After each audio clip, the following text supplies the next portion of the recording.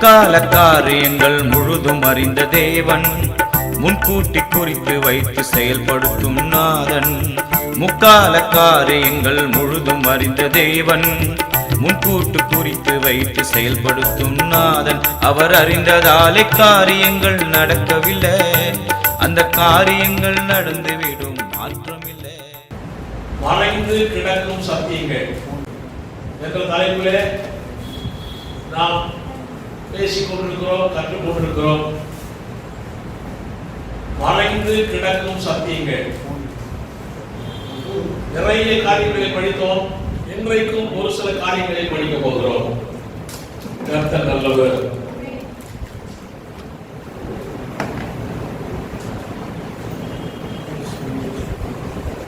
முதல் சத்தியம்,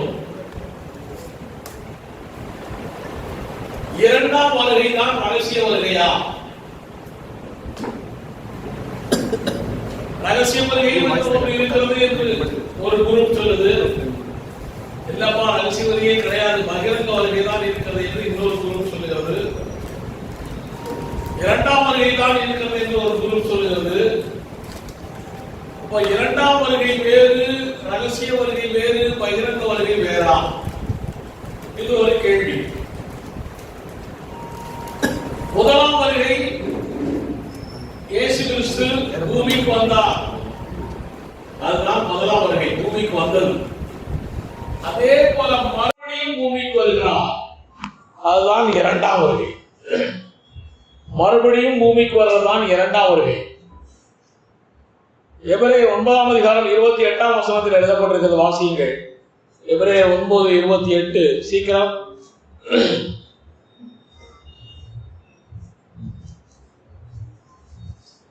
எடுக்க மாட்டேங்கிறீங்களா?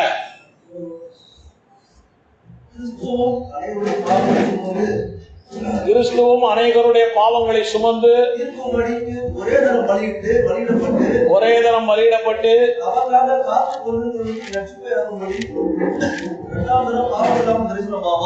இரண்டாம் தரம் பாவம் இல்லாமல் தரிசனமாவா? முதலாம் முறை பாவத்தோடு நம்முடைய பாவங்களை சுமந்து சிலுவையிலே பாவியாய் இந்த பூமியிலே தரிசனமானார். இரண்டாம் தரம் பாவம் இல்லாமல் தரிசனமாவார் என்று வசனம் சொல்லுகிறது. எதற்கு தரிசனமாகிறாராம்? அதுல மெயின் பாயிண்ட் இருக்கு.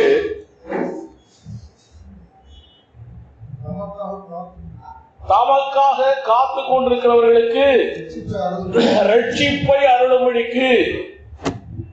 ரட்சிப்புக்காக காத்திருக்கிறவங்க யாருங்க? இஸ்ரவேல் மக்கள். அவன் தான் இன்னைக்கு கூட வீப்பிங் வால்ல போய், அழுகையின் சுவர்ல போய் தலையில போய் முட்டிக்கிட்டு ஏசியாவே வாரும், ஏசியாவே ரட்சியும் அப்படின்னு சொல்லி கேட்டுட்டு இருக்கிறான். அவன் தான், அவனுக்கு தான் ரட்சிப்பு வேண்டும் வேண்டும் வேண்டும் என்று கேட்டுக்கொண்டிருக்கிறான். நாமெல்லாம் ரட்சிக்கப்பட்டிருக்கிறோம். இதை கூட சில கிறிஸ்தவர்கள் நம்புறதில்லை. நாமெல்லாம் ரட்சிக்கப்பட்டிருக்கிறோமாங்கிறத கூட நிறைய கிறிஸ்தவங்க நம்புறதில்லை. அவங்களுக்கு ஒரு வசனம் மாத்திரம் சொல்றேன். எபேசியர் 2ஆம் அதிகாரம் 8ஆம் வசனம் வாசிங்க. எபேசியர் 2ஆம் அதிகாரம் 8ஆம் வசனம். சீக்கிரம். என்னங்க? கிருபையினாலே விசுவாசத்தை ரட்சிக்கப்பட்டீர்கள். கிருபையினாலே விசுவாசத்தை கொண்டு ரட்சிக்கப்பட்டீர்கள். யார் அவங்க? யார் அவங்க? நம்ம.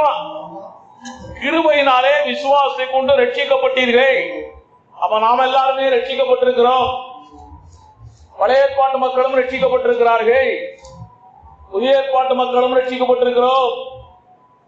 இயேசு கிறிஸ்துவை ஏற்றுக்கொள்ளாமல் இருக்கக்கூடிய மக்கள் இன்னும் ரட்சிப்புக்காக காத்துக் கொண்டிருக்கிறார்கள். மேசியா வருவார் வருவார் என்று காத்துக் கொண்டிருக்கிறார்கள். அவர்களுக்காக, தமக்காக காத்துக் கொண்டிருக்கிறவர்களுக்கு ரட்சிப்பை அருளும்படி இரண்டாம் தரம் பாவம் இல்லாமல் தரிசனமாவா? அதுதான் இரண்டாம் வருகை. இரண்டாம் வருகை அதுதான். அது எப்படி வருவா? ஒலிவ மலையிலே கால் வைத்து வருகிறார். அவர் மாத்திரம் வர்றாரா? தூதர்களோடு வர்றாரா? வசனம் காட்டுங்க, வசனம் காட்டுங்க. இப்படியே பாரம்பரியமா இதை சொல்லி சொல்லி பழகிட்டீங்க. தூதர்களோடு வராருன்னு வசனம் இல்லை. சக்கரியா 14ஆம் அதிகாரம் 4ஆம் வசனம் வாசிங்க. சக்கரியா 14:4 சீக்கிரம். அந்த நாளிலே அவருடைய பர்வதங்கள் கிழக்கு எருசலேமுக்கு எதிராக இருக்கிற ஒலிவ மலை மேல் இருக்கும். அப்பொழுது மகா பெரிய பள்ளத்தாக்கும் உண்டாகும்படி ஒலிவ மலை தன் நடு மையத்திலே கிழக்கு மேற்காய் எதிராக பிளந்து போகும். அதனாலே ஒரு பாதி வடபக்கத்திலும் ஒரு பாதி தென்பக்கத்திலும் சாயும். அப்பொழுது மலைகளின் பள்ளத்தாக்கு வழியாக ஓடி போவீர்கள். மலைகளின் பள்ளத்தாக்கு நீங்கள் யூதாவின் ராஜாவாகிய உசியாவின் நாட்களிலே பூமி அதிர்ச்சிக்கு தப்பி ஓடி போனது போல் ஓடி போவீர்கள். என் தேவனாய கர்த்தர் வருவார். தேவனுடைய எல்லா பரிசுத்தவான்களும் வருவார்கள். யார் வருவாங்க? யார் பரிசுத்தவான்? யார் பரிசுத்தவான்? யாரு பரிசுத்தவான்? முதல்ல கிறிஸ்தவனுக்கே நான் யாருன்னு தெரியல. இப்போ யார் பரிசுத்தவான்? பரிசுத்தவான்களோடு வருவார். இன்னொரு பாயிண்ட் சொல்லிடுறேன். யூதா 14:15 வாசிங்க. யூதா 14:15 சீக்கிரம் வாசிங்க.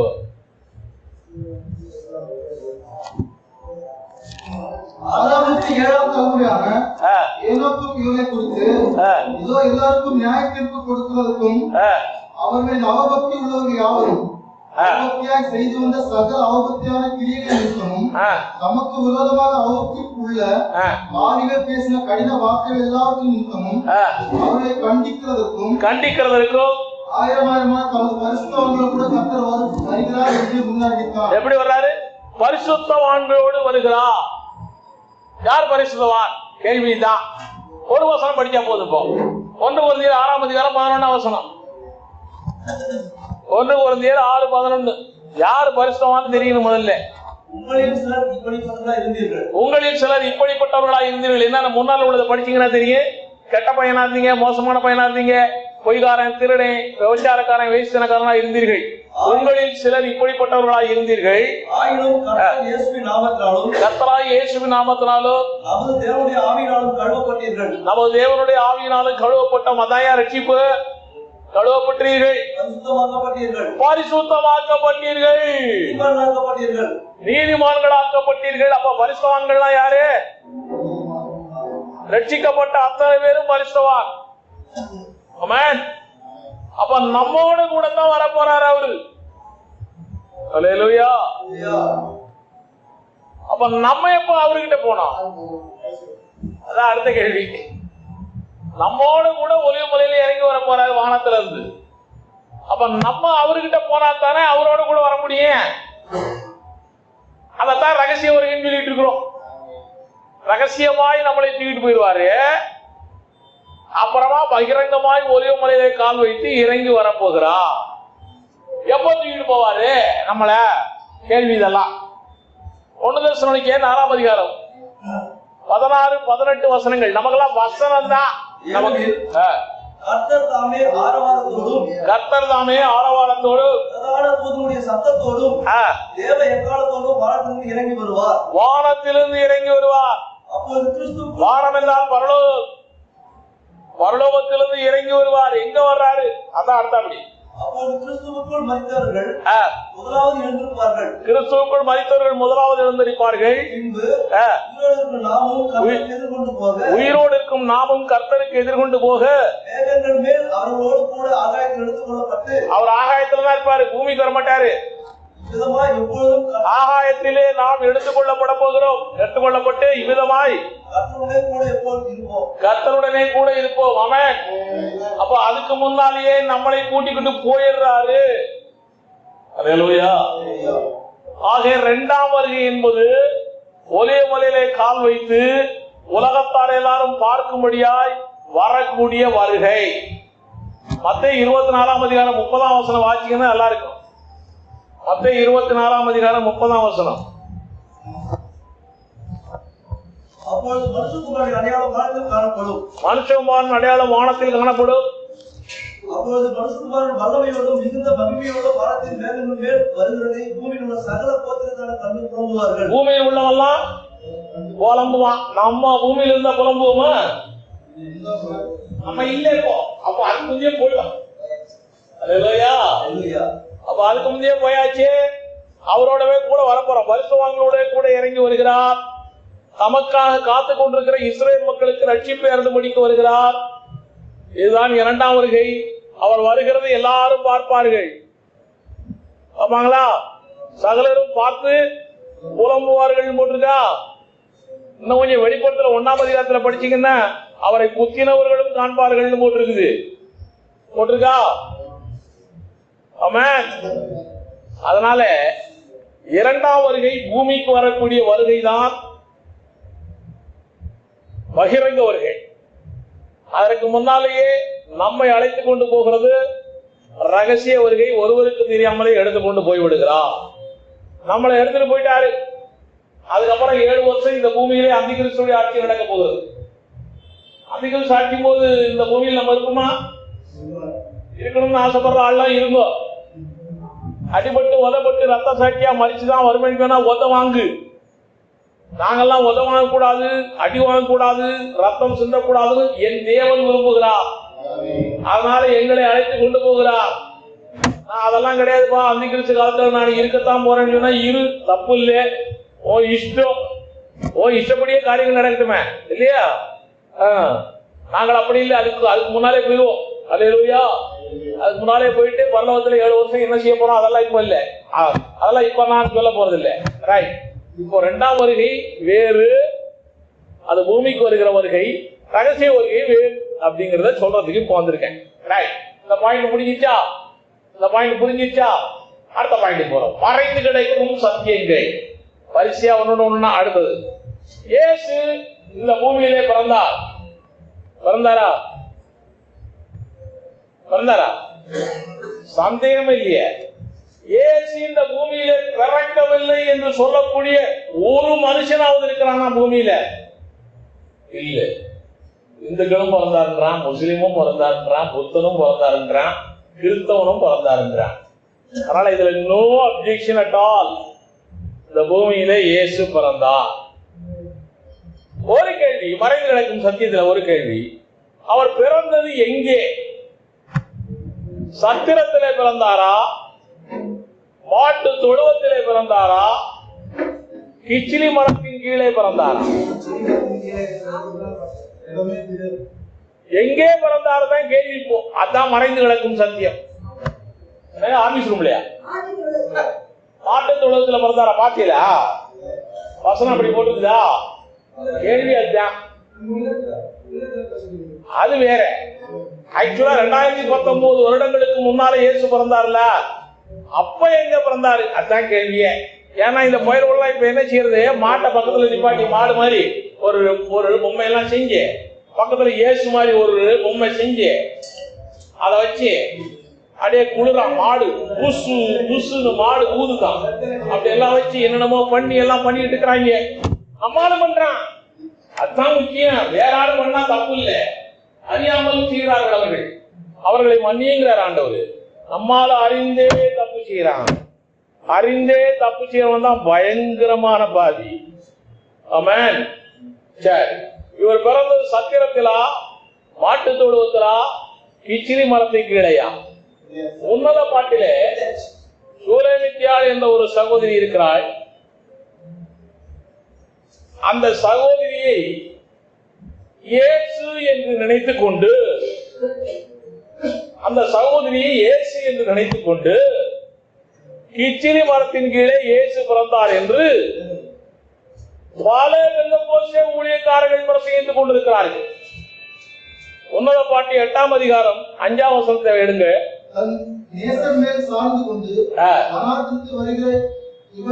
இவள் யார்? சூலேமித்தியாள். இவள் யார்? என்னங்க? கிச்சிலி மரத்தின் கீழ் உம்மை எழுப்பினேன். கிச்சிலி மரத்தின் கீழ் உம்மை எழுப்பினேன். அங்கே உமது தாய் உம்மை பெற்றாள். அங்கே உமது தாய் உம்மை பெற்றாள். அங்கே உம்மை பெற்றவள் வேதனைப்பட்டு. இது லவ்வர் பேசுகிறது. சூலேமித்தியாளும் சூலேமித்தியாளுடைய லவ்வரும் பேசிக்கிறது. இந்த சூலேமித்தியாளை இயேசுன்னு நினைச்சுக்கிட்டு நம்ம பசங்க அங்கதான் பிறந்தாரு ஏசு அப்படின்னு கதை விட்டுக்கிட்டு இருக்கிறான். ரைட், தப்பு. ஏசு வனாந்தரத்தில் பிறக்கவில்லை. உன்னத பாட்டு காடு. திருப்பதின்னு சொல்லுவேன் நான் அடிக்கடி. ஆமா, என்னையா புரியல? ஆமா, லவர். ஆமா, அதனால என்னக்கோ இன்னைக்கு லவர்ஸ் டேயா? அத மாத்திரம் கிறிஸ்தவ மறக்க மாட்டான். ஆனா பைபிளை மறந்துடுறான். இன்னைக்கு பாரு, எல்லா பெந்தகோஸ்துக்காரங்க லவர்ஸ் டே. இதுதான் அவங்களுடைய வேலைய. என்னையா ஏசு லவ் பண்ணாரா? நீ முதல்ல லவ் பண்ணியா? நீ லவ்வே பண்ணலையே, தப்பா பண்ணிட்டு இருக்கிறியா அவருக்கு எதிரா? சரி, அது அப்புறம் பேசிக்கலாம். பரவாயில்ல. இப்ப இயேசு வனாந்தரத்தில் பிறக்கவில்லை. பிறந்திருந்தால் கிச்சிலி மரம் சொல்லலாம். இயேசு காட்டுல பிறக்கல. இயேசு எங்க பிறந்தாருங்க? எந்த ஊர்ல தாங்கி பிறந்தாரு? அதனால சொல்லுங்களையா? எங்க? பெத்லகேமிலே பிறந்தார். மத்தேயு 2ஆம் அதிகாரம் 1ஆம் வசனம் சொல்லுது. வாசிங்க. ஆதாரம் வேணும். பெத்லகேமில் தான் பிறந்தாராங்கிறதுக்கு ஆதாரம்.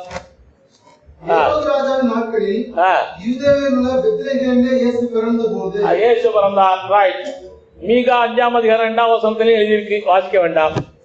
ஆக இயேசு பெத்லகேமிலே பிறந்தார். ரைட். பெத்லகேமிலே பிறந்தவர் எங்கே பிறந்தார்? சத்திரத்துல பிறந்தாரா? மாட்டு தொழுவத்தில பிறந்தாரா? எங்க பிறந்தார்? கிச்சிலி மரத்துல இல்லைன்னு சொல்லி ஆயிடுச்சு, முடிஞ்சு போச்சு. சத்திரத்துல பிறந்தாருன்னு ஒரு ஆள் சொல்லுது. சொல்லட்டுங்க, சொல்ல விடுங்க ஐயா. சட்டசபை மாதிரி என்னமோ சபாநகர் மாதிரி உட்காரியாக்குறீங்க. வேணா பேசுறவர் பேசினாதான் அவருக்கு புரியுது. லூக்கா 2ஆம் அதிகாரம் 7ஆம் வசனம் வாசிங்க. அவன் தன் முதற்கேடான குமாரனை பெற்று அவர்களுக்கு இடமில்லாதிருந்தபடியினால் பிள்ளையை சத்திரத்திலே இடமில்லை. அப்ப எங்கேயோ பெற்றிருக்கிறா. எங்க பெற்றா? ஆட்டோல போகும்போதே பிறகு தெரியுமா பிள்ளை?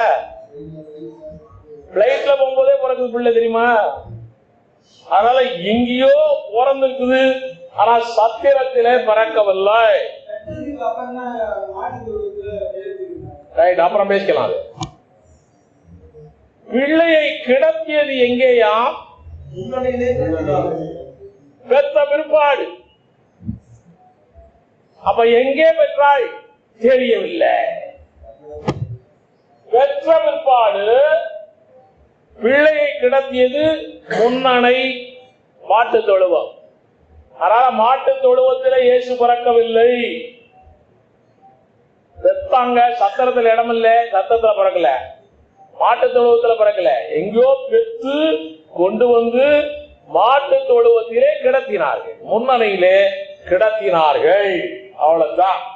அதனால இயேசு பிறந்தது மாட்டு தொழுவமும் அல்ல, சத்திரமும் அல்ல. ஏதோ வழியில போற வழியிலே எங்கிட்டோ போற வழியிலே பிறந்துட்டாரோ என்னமோ தெரியல.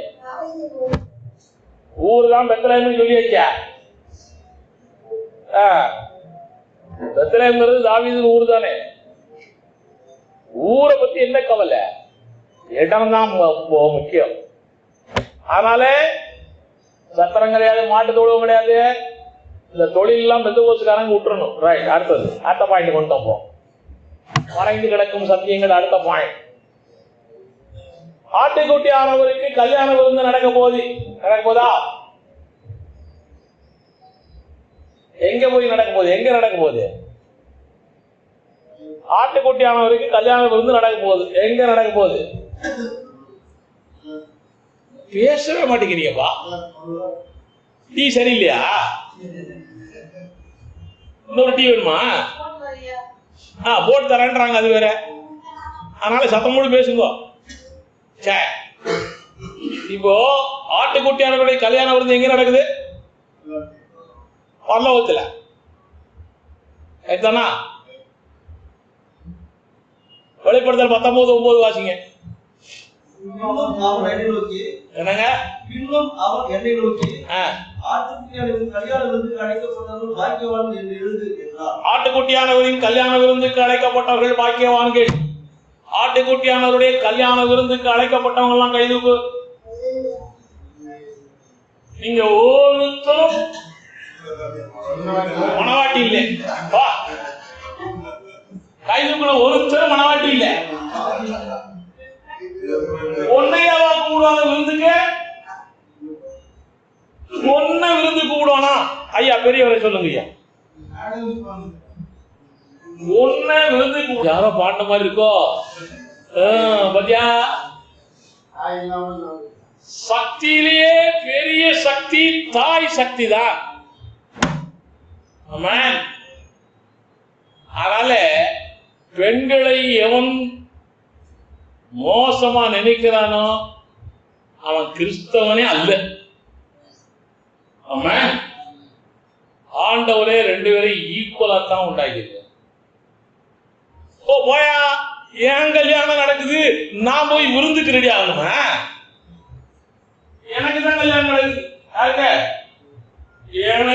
எனக்கும் அந்த மாப்பிள்ளைக்கு ஆட்டுக்குட்டியானவருடைய கல்யாண விருந்து எங்க நடக்குது?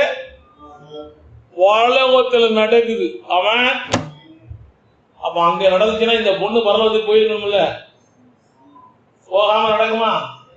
அதான் ரகசிய வரையில போறது. அல்லேலூயா. சரி, அங்க போயாச்சு. நான் பொண்ணு, அவர் மாப்பிள்ள, நாங்க ரெண்டு பேரும் நிக்கிறோம் மேடையில. இதெல்லாம் நம்ம அனுமானம்.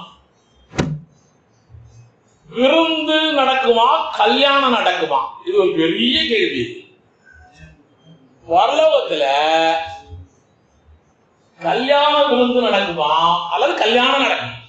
கல்யாணம் நடக்குங்கிறது மாலை மாத்திக்கிறது, மோதிரம் மாத்திக்கிறது, இந்த மாதிரி காரியங்கள்லாம் நடக்கும். அதானே கல்யாணம். பேச மாட்டேங்கிறியே. சில சர்ச்சில் பைபிள் மாத்திக்கிறான், சில சர்ச்சில் தாலி கூட்டிக்கிறான். ஒருத்தருக்கு மாத்திரம் தாலி, இன்னொரு ஆளுக்கு தாலி இல்லை. அது ஏன்னு கேட்ட சொல்ல மாட்டான். ஏன்னு கேட்ட சொல்ல மாட்டான். பொம்பளைக்கு மாத்திரம் தான், பொம்பளை தான் அடிமையா. நாடு உருப்பிடுமா? பொம்பளை இல்லைன்னா நீ இல்லடப்பா. அவள் தான் அன்னை மகாசக்தி. யாரோ பாடின மாதிரி இருக்கோ பத்தியா? சக்தியிலேயே பெரிய சக்தி தாய் சக்தி தான். அதனால பெண்களை எவன் மோசமா நினைக்கிறானோ அவன் கிறிஸ்தவனே அல்ல. ஆண்டவரே ரெண்டு பேரும் ஈக்குவலா தான் உண்டாக்கியிருக்க. ஈக்குவலா தான் ரெண்டு பேர்த்துக்கும் அதிகாரங்களை கொடுத்திருக்கிறார். அதே அவன் 1ஆம் அதிகாரம் 26ஆம் வசனம் வாசிங்க. அதே அவன் 1ஆம் அதிகாரம் 26. நிறைய பேருக்கு இந்த காரியங்கள் தெரிய மாட்டேங்குது. 1:26. இன்ப தேவன் நமது சாயலாகவும் நமது ரூபத்தின்படியே. இல்ல 1:28 வாசிக்கிறது. அவர்களை நோக்கி, அவர்களை யார் யாரு? அதாமே அவளை ஆம்பளையும் பொம்பளையும். அவர்களை நோக்கி, நீங்கள் பலிக்கு பெருகி பூமியை நிரப்பி அதை கீழ்படுத்தி சமுத்திரத்தின் மச்சங்களையும் ஆகாயத்து பறவைகளையும் பூமியின் மேல் நடக்கிற சகல ஜீவ ஜந்துக்களையும் ஆண்டு கொள்ளுங்கள் என்று சொல்லி ஆளத்தக்கதான அதிகாரம் யாரை கொடுத்திருக்கிறாரு? ரெண்டு பேருக்கு. ஒருத்தருக்கு இல்ல, ரெண்டு பேருக்கு. பாவம் செஞ்ச பிற்பாடுதான் தண்டனையாய் தேவன் கொடுத்திருக்கிறா. உன்னை உன் புருஷன் ஆண்டு கொள்ளுவான். பாவம் செஞ்ச பிற்பாடு தேவனுடைய சித்தம் எல்லாம் ரெண்டு பேரும் ஈக்குவல். ஆமென். சரி, இப்போ பரலோகத்துல கல்யாணம் நடக்குமா, கல்யாணம் விருந்து நடக்குமா? கேள்வி. கல்யாணம் நடக்கும் சொல்ற ஆளு கை தூக்கு. சும்மா கை தூக்கிறீங்க, ஒருத்தரும் ஒண்ணு செய்ய மாட்டாங்க உங்களை. கை தூக்குங்க. கல்யாணம் நடக்கும் சொல்றாங்க ரெண்டு பேரு, நீங்க ஒரு ஆள் 3 ஆளு. சரி, விருந்து தான் நடக்கும் சொல்ற ஆளு கை தூக்கு. கல்யாணமே நடக்காம விருந்து எப்படியா நடக்கும்? கல்யாணமே நடக்காம விருந்து எப்படி நடக்கும்? அதுக்கு என்ன பதில்? கல்யாணம் நடந்துருச்சா நடக்கலையா? ஆயத்தம் வேற, நடக்கிறது வேற. உங்களுக்கு விருந்து முக்கியமா? பொண்ணுக்கு விருந்து முக்கியமா? மணவாட்டிக்கு எது முக்கியம்? கல்யாணம் தான் முக்கியம். பத்தியா, இவர் அங்க போய் கல்யாண வீட்டுல கூட எப்படா நமக்கு பிரியாணி போடுவாங்கன்னு நிப்பாரு போல, மாப்பிள்ளையா நிக்க மாட்டாரு போல. பத்தியா இல்ல, அங்க போனா கல்யாணம் இல்ல விருந்துதான் சொல்றீங்க மெஜாரிட்டி ஆட்கள் இல்ல. அப்ப கல்யாணம் இல்லாமையே விருந்து நடக்குமா? கேள்வி. கல்யாணத்துக்கு அப்புறம் தான் விருந்து நடக்கும். என்னமா பேச மாட்டேங்கிறீங்க? ஆமா, கல்யாணம் முடிஞ்சா முடியலையா? முடியல. கல்யாணம் முடிஞ்சிருச்சுன்னு சொல்ற ஆளு கை தூக்கும். ஒன்னும் தூக்க மாட்டேங்குத. கல்யாணம் முடிஞ்சிருச்சுன்னு சொல்ற ஆளு கை தூக்க இல்ல. கல்யாணம் முடியலன்னு சொல்ற ஆளு கை தூக்க.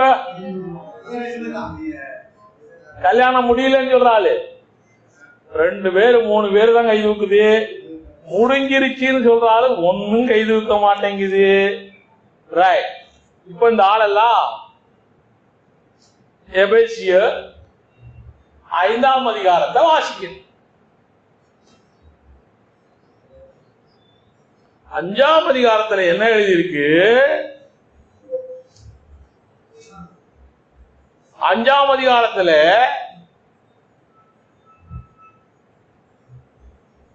29 இருந்து வாசிங்க. தன் சொந்த மாம்சத்தை பகைத்தவன் ஒருவரும் இல்லையே.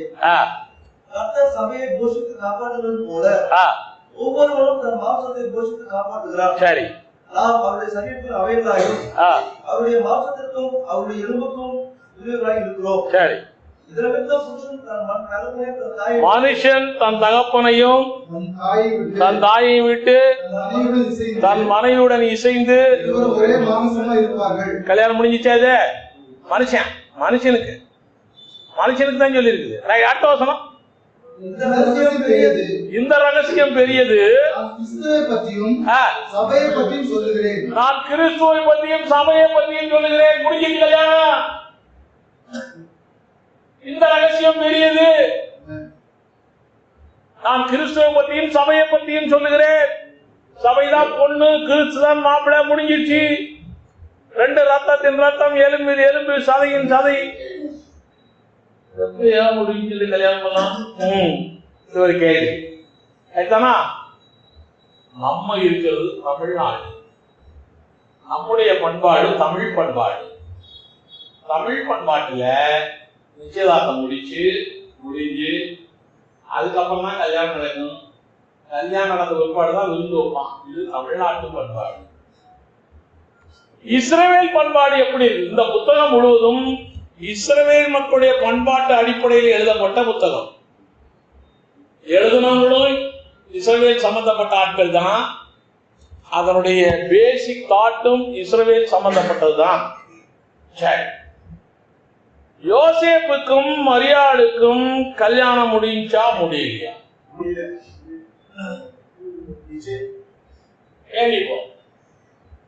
முடிஞ்சா முடியல.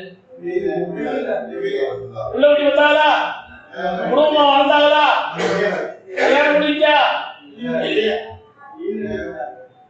இஸ்ரவேல் தேசத்துடைய பண்பாடு என்னன்னா, நிச்சயதார்த்தம் பண்ணிவிட்டாலே அவங்க 2 பேரும் புருஷன் முன்னாடியே இருக்கலாம். நிச்சயதார்த்தம் பண்ணி விட்டாலே அதுக்கப்புறம் புருஷன் முன்னாடி இருக்கலாம். அதுல பணக்காரங்க யாராச்சும் இருப்பானா, கொஞ்சம் நல்ல சொத்து உள்ளவன், அவன் என்ன செய்வான்? புருஷன் முன்னாடியா இருக்கும்போது ஒரு விருந்து வைப்பான். கல்யாண விருந்து. அதான் கல்யாணம் நடக்கிறது இல்ல. அதான் கல்யாண விருந்து. காணா ஒரு கல்யாணத்துக்கு போனார்ல, அது கல்யாணம் நடக்கல, விருந்து தான் நடந்துச்சு. ஆமென். இஸ்ரவேல் பண்பாடு அப்படித்தான், தமிழ்நாட்டு பண்பாடு வேற. அதே போல உங்களுக்கும் எனக்கும், சபையாகிய மணவாட்டிக்கும் மணவாளனாகிய இயேசு கிறிஸ்துவுக்கும் நிச்சயதார்த்தம் முடிஞ்சிருச்சா? முடிஞ்சிச்சு ஐயா. எப்போ எப்போ நேத்தா எப்ப முடிஞ்சிச்சு தெரியல. ஆமான்றாரு, ஆனா நிச்சயதார்த்தம் எப்ப முடிக்கணும் தெரியலன்றாரு. இப்படி இருந்தா என்ன ஆகுறது? ஞானஸ்நானம் எடுத்த பொழுதே நிச்சயதார்த்தம் முடிந்தது. 1 பேதுரு 3ஆம் அதிகாரம் 21ஆம் வசனம். வசனம் தாயா வழிகாட்டி. 1 பேதுரு 3:21 எடுங்க. ஒப்பனையான ஞானஸ்நானமானது மாம்ச அழுத்தத்தை நீக்குவதா இராமல் தேவனை பற்றும் நல் மனசாட்சியின் உடன்படிக்கையாய் தேவனை பற்றும் நல் மனசாட்சியின் உடன்படிக்கை. அப்பந்தா என்னைங்க நீங்க ஞானஸ்நானம் எடுத்தீங்களோ அன்னைக்கு நிச்சயதார்த்தம் முடிஞ்சிச்சு. நிச்சயதார்த்தம் முடிஞ்ச உடனே இஸ்ரவேல் தேச பண்பாட்டுப்படி அவர் தான் புருஷன், நான் தான் மனைவி. அதுதான் எபேசியர் 5ஆம் அதிகாரத்தில் அவர் தான் மணவாளன், நான் தான் மணவாட்டி. அல்லேலூயா. ஆமென். அங்க போனோம்னா இப்போ நம்ம பெரிய பணக்காரன் ஆயிட்டோம். அவரோட சேர்ந்தா பணக்காரன் தான். நம்ம என்னைக்கு அவர் பிள்ளையா மாறினியோ அன்னைக்கே பணக்காரன். யாரும் நம்புறது இல்லை. நம்புனா நீ நடராஜ்யம் உனக்கு, நம்பாட்டி எமராஜ்யம் தான் உனக்கு வருவான். நம்பு, அவர் பெரிய பணக்காரர், கோடீஸ்வரர், அம்பானிக்கு மேல கிம்பானிக்கு பெரிய அளவு. ஆமாம், அவ்வளோ பெரிய சக்கரவர்த்திக்கு பணவாட்டியே இருக்கக்கூடிய நீ எவ்வளவு பெரிய பணக்காரன், பெரிய ஆள். அப்ப விருந்து வைக்கணுமா வேண்டாமா? வைக்கணும். ஆமாம், இன்னும் அவரோட சேரலையா? ஆவிக்குரிய ரீதியில தான் சேர்ந்துட்டு இருக்கிறோம். ஆவிக்குரிய ரீதியில தான் மணவாளம் மணவாளம் மணவாட்டி மணவாட்டின்னு சொல்லிட்டு இருக்கிறோம். ஆக்சுவலா இன்னும் பாடிலையும் சேரல. பாடிலையும் சேர போறோம். ரகசிய வருகையில போயிட போறோம். 7 வருஷம் அங்க இருக்க போறோம். கீழே அதிக சண்டகாசம் நடந்து போகுது. நம்ம 7 வருஷம் அங்க இருக்க போறோம். அப்பதான் விருந்து நடக்கும். ஆமா, இந்த விருந்தில பங்கு கொள்ளுகிறவர்கள் யார் யாரு கைதுக்க?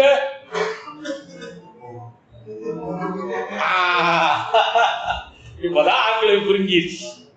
இந்த விருந்திலே பங்கு கொள்ளுகிறவன் நான் அல்ல, நான் தான் விருந்தே வைக்கிறேன். அல்லேலூயா. நான் தான் மணவாட்டி, அவர் தான் மணவாளன், நாங்க தான் விருந்து வைக்கிறோம். அதுல யார் பங்கு கொள்றது? நம்ம வீட்டு கல்யாணத்துக்கு நம்ம விருந்துல பங்கு கொள்றவங்க யாரு? சொந்தக்காரங்க, நண்பர்கள், உறவினர் எல்லாம் இல்லையா? அதே போல நம்ம ஆண்டவராகிய இயேசு கிறிஸ்துவுக்கு தோழர்கள் நிறைய உண்டு. யோவான் 3ஆம் அதிகாரம் 29ஆம் வசனம் வாசிங்கோ. யோவான் 3:29. மணவாட்டியை உடையவனே மணவாளன், மணவாட்டியை உடையவனே மணவாளன். மணவாளனுடைய தோழனோ மணவாளனுடைய தோழனோ அருகே நின்று அவருடைய சொல்லை கேட்கிறவனாய் மணவாளனுடைய சத்தத்தை குறித்து மிகவும் சந்தோஷப்படுகிறார். அவ்வளவுதான். அங்கே யோவான் சாணனுடைய ஆட்களை பத்தி பேசிட்டு இருக்கிறாரு ஆண்டவர். கேள்வி கேட்கிறாங்க. அப்ப சொல்றாரு, இவங்கெல்லாம் என்னுடைய தோழர்கள், என்னுடைய மனைவி வேற. ஆக பழைய ஏற்பாட்டு பரிசுத்தவான்கள் அத்தனை பேரும் இவருக்கு தோழர்கள். அப்ப தாவீது மணவாட்டியா தோழரா? தோழர். தானியேல் மணவாட்டியா தோழரா? ஆபிரகாம் மணவாட்டியா தோழரா? அவ்வளோ பெரிய ஆபிரகாம் விசுவாச மார்க்கத்தின் தகப்பன். அவன் மேடையில் ஏற முடியாது. இங்கதான் உட்காந்துருக்கணும், சோதிக்கிறதுக்கு தான் உட்காந்துருக்கணும். அவன் நம்ம தான் பெரிய ஆளு போ. அல்லேலூயா. இதுதான் எபிரேயர் 11:39-40 சொல்லி இருக்குது. எபிரேயர் 11:39-40 வாசிங்க. இவர்கள் எல்லோரும் விசுவாசத்தினாலே அது மாத்திரம் பத்தாதியா? அவர்கள் நம்மை அல்லாமல் நம்ம தான் பூரணர். ஆபிரகாம் பூரணர் இல்லே, ஈசாக்கு பூரணர் இல்லே, அதுல சொல்லப்பட்ட அத்தனை பேர் ஆவியை முதற்கொண்டு பூரணர் இல்லே. அவர்கள் நம்மை எல்லாம் பூரணராகாதபடிக்கு விசேஷித்த நன்மையான ஒன்றை நமக்கு முன்னதாக தயா மனவாட்டி ஸ்தானம். அல்லேலூயா.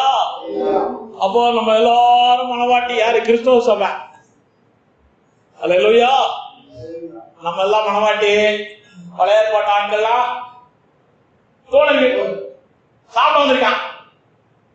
அல்லேலூயா. இங்க நான் நிக்கிறேன், எனக்கு பக்கத்துல ஏசு நிக்கிறாரு, அதெல்லாம் நாங்க 2 பேரும் கை பிடிச்சிட்டு நின்றுட்டு இருக்கிறோம். அப்புறம் பாப்பா சேவியர் நீ இவ்வளவு பெரிய ஆள் ஆயிட்டியா? ஆமா, நான் அவ்வளவு பெரிய ஆளு தான். நீ ஆகாரோட போன பையன் தானே, உட்கார.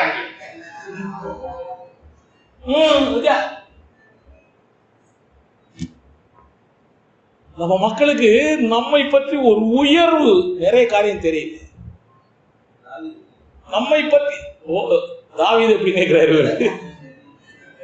இல்ல, நம்மை பற்றிய உயர்வு நமக்கு தெரியவில்லை. நீ நினைக்கிறதெல்லாம் எப்படி நினைக்கிறது தெரியுமா? ரொம்ப மேலானதை நாடுங்கள். மேலானதை நாடுங்கள் நம்மால பரலோகத்தையே நாடுங்கள் அர்த்தம் இல்ல. பரலோகத்தை நாடணும். மேலானதை நாடுன்னா நான் 100 வருஷம் வரைக்கும் இருப்போம்ப்பா மேலா. நான் ஒரு பங்களா கட்டுவோம்ப்பா மேலா. நான் பெரிய கார் வாங்குறேன்ப்பா மேலா. நான் எம்இ படிப்பேன்ப்பா மேலா. எல்லாம் மேலாடுது மேலாடுது மேலாடுது. நான் ஒரு பெரிய சபை வைக்க போறையா மேலா. அல்லேலூயா. என் மூலமா அக்கினி அபிஷேகம் வெளிப்பட போகிறது. செத்தவன் உயிரோடு எழும்ப போறான் மேலா. செத்தவன் உயிரோடு எழும்பணும். அது எழும்பாம இயேசு வரமாட்டார். அக்கினி அபிஷேகம் கிறிஸ்தவ சபைக்குள்ளே நடக்காமல் இயேசு வரமாட்டார். எழுதி வச்சு நிச்சயமா இந்த காரியம் நடக்கத்தான் போகிறது. என்னுடைய சபையில் நடக்க வேண்டும் என்று நான் 1 வருடமாய் நினைத்துக் கொண்டிருக்கேன். 2வது வருடம் நடந்துகிட்டு இருக்கு. நடக்கும். அதனால ஆட்டுக்குட்டியானவருடைய கல்யாண விருந்தில் பங்கு பெறுவர்கள் நாம் அல்ல, நம்ம கல்யாணம். அல்லேலூயா. மறைக்கப்பட்ட ரகசியம் முடிஞ்சிச்சா? அடுத்த பாயிண்ட் வர போறோம். மறைக்கப்பட்ட ரகசியம். இப்போ சரித்திரம் 2ஆய் பிரிந்து இருக்கிறது. நம்ம எல்லாரும் தெரியும். எதனால 2ஆ பிரிஞ்சு? எதங்க புரியல? எப்படிப்பா? எப்படின்னு கேட்கல. எதனால 2ஆ பிரிஞ்சு?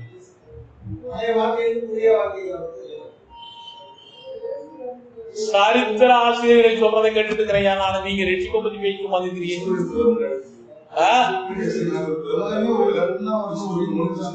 அதான் தப்புன்னு சொல்ல வரேன். அதான் மறைக்கப்பட்ட ரகசியம். கிறிஸ்துவின் பிறப்புக்கு பின் சரித்திரம் 2ஆய் பிரிந்தது என்று சொல்லுகிறார்கள். அதுதான் தப்புன்னு சொல்ல வரேன். கிறிஸ்து என்னைக்கு பிறந்தாருன்னு ஒரு பயலுக்கு தெரியல. எந்த வருஷம் பிறந்தாருன்னு ஒரு பயலுக்கு தெரியல. எப்படி பிரிக்கிறதுன்னு தெரியல. ஆக்சுவலா இப்ப 2019ங்கிறது கிபின்னு விளக்கம் என்னங்க? கிறிஸ்து பிறந்ததுக்கு பின் இல்ல, கிறிஸ்துவுக்கு பின். அன்னோ டொமினி லத்தீன் பாஷை. கிறிஸ்துவுக்கு பின். அவர் பிறந்ததுக்கு பின்னா, அவர் ஞானஸ்நானம் எடுத்ததுக்கு பின்னாலயா, அவர் செத்ததுக்கு பின்னாலயா, அவர் பரலோகத்துக்கு போனதுக்கு பின்னாலயா தெரியல. எல்லாம் தெரியணும். கிமு என்ன? கிறிஸ்து பிறப்புக்கு முன்னு இல்ல, கிறிஸ்துவுக்கு முன். Before Christ. Before birth of Christ இல்லைங்க, பிஃபோர் கிரைஸ்ட். கிறிஸ்துவுக்கு முன், கிறிஸ்துவுக்கு பின். அப்படிதான் 2019 வந்திருக்கு. ஆமா, இப்போ கிறிஸ்துடைய பிறப்பிற்கு பின் 2019னா அவர் எப்ப பிறந்திருக்கணும்? கிபி 1ல ஜனவரி 1ஆம் தேதி பிறந்திருக்கணும். ஜனவரி 1ஆம் தேதி பிறந்தாருன்னு எவனாலும் சொல்றானா உலகத்துல? ஒரு பையன் சொல்ல மாட்டான். ஏன் 8 நாள் முன்னாலே சொல்றேன்? ஏதோ அவன் சொல்றேன் நானும் சொல்றியா போயா, ஏதோ அவன் சொல்றான் நானும் சொல்றான் இங்க போய. இதெல்லாம் ஒரு பெரிய காரியமா இல்ல? ஏதோ அன்னைக்கு பிரியாணி சாப்பிடறோம், தண்ணி அடிக்கிறோம், ஜாலியா ஊர் சுத்துறோம் இல்ல, அது போதுமே நமக்கு இல்ல? இப்படி இருந்தா என்னையா சுத்துறாங்களா? ரைட், சுத்துறோம் சொல்லக்கூடாதுல்ல? சரி இல்ல, சுத்துறோம் சொன்னாதான் சுத்துற ஆட்களுக்கு வராது. சரி பரவாயில்ல. ஆக கிபி 1 முதலாம் வருஷம் ஜனவரி 1ஆம் தேதி இயேசு பிறக்கல.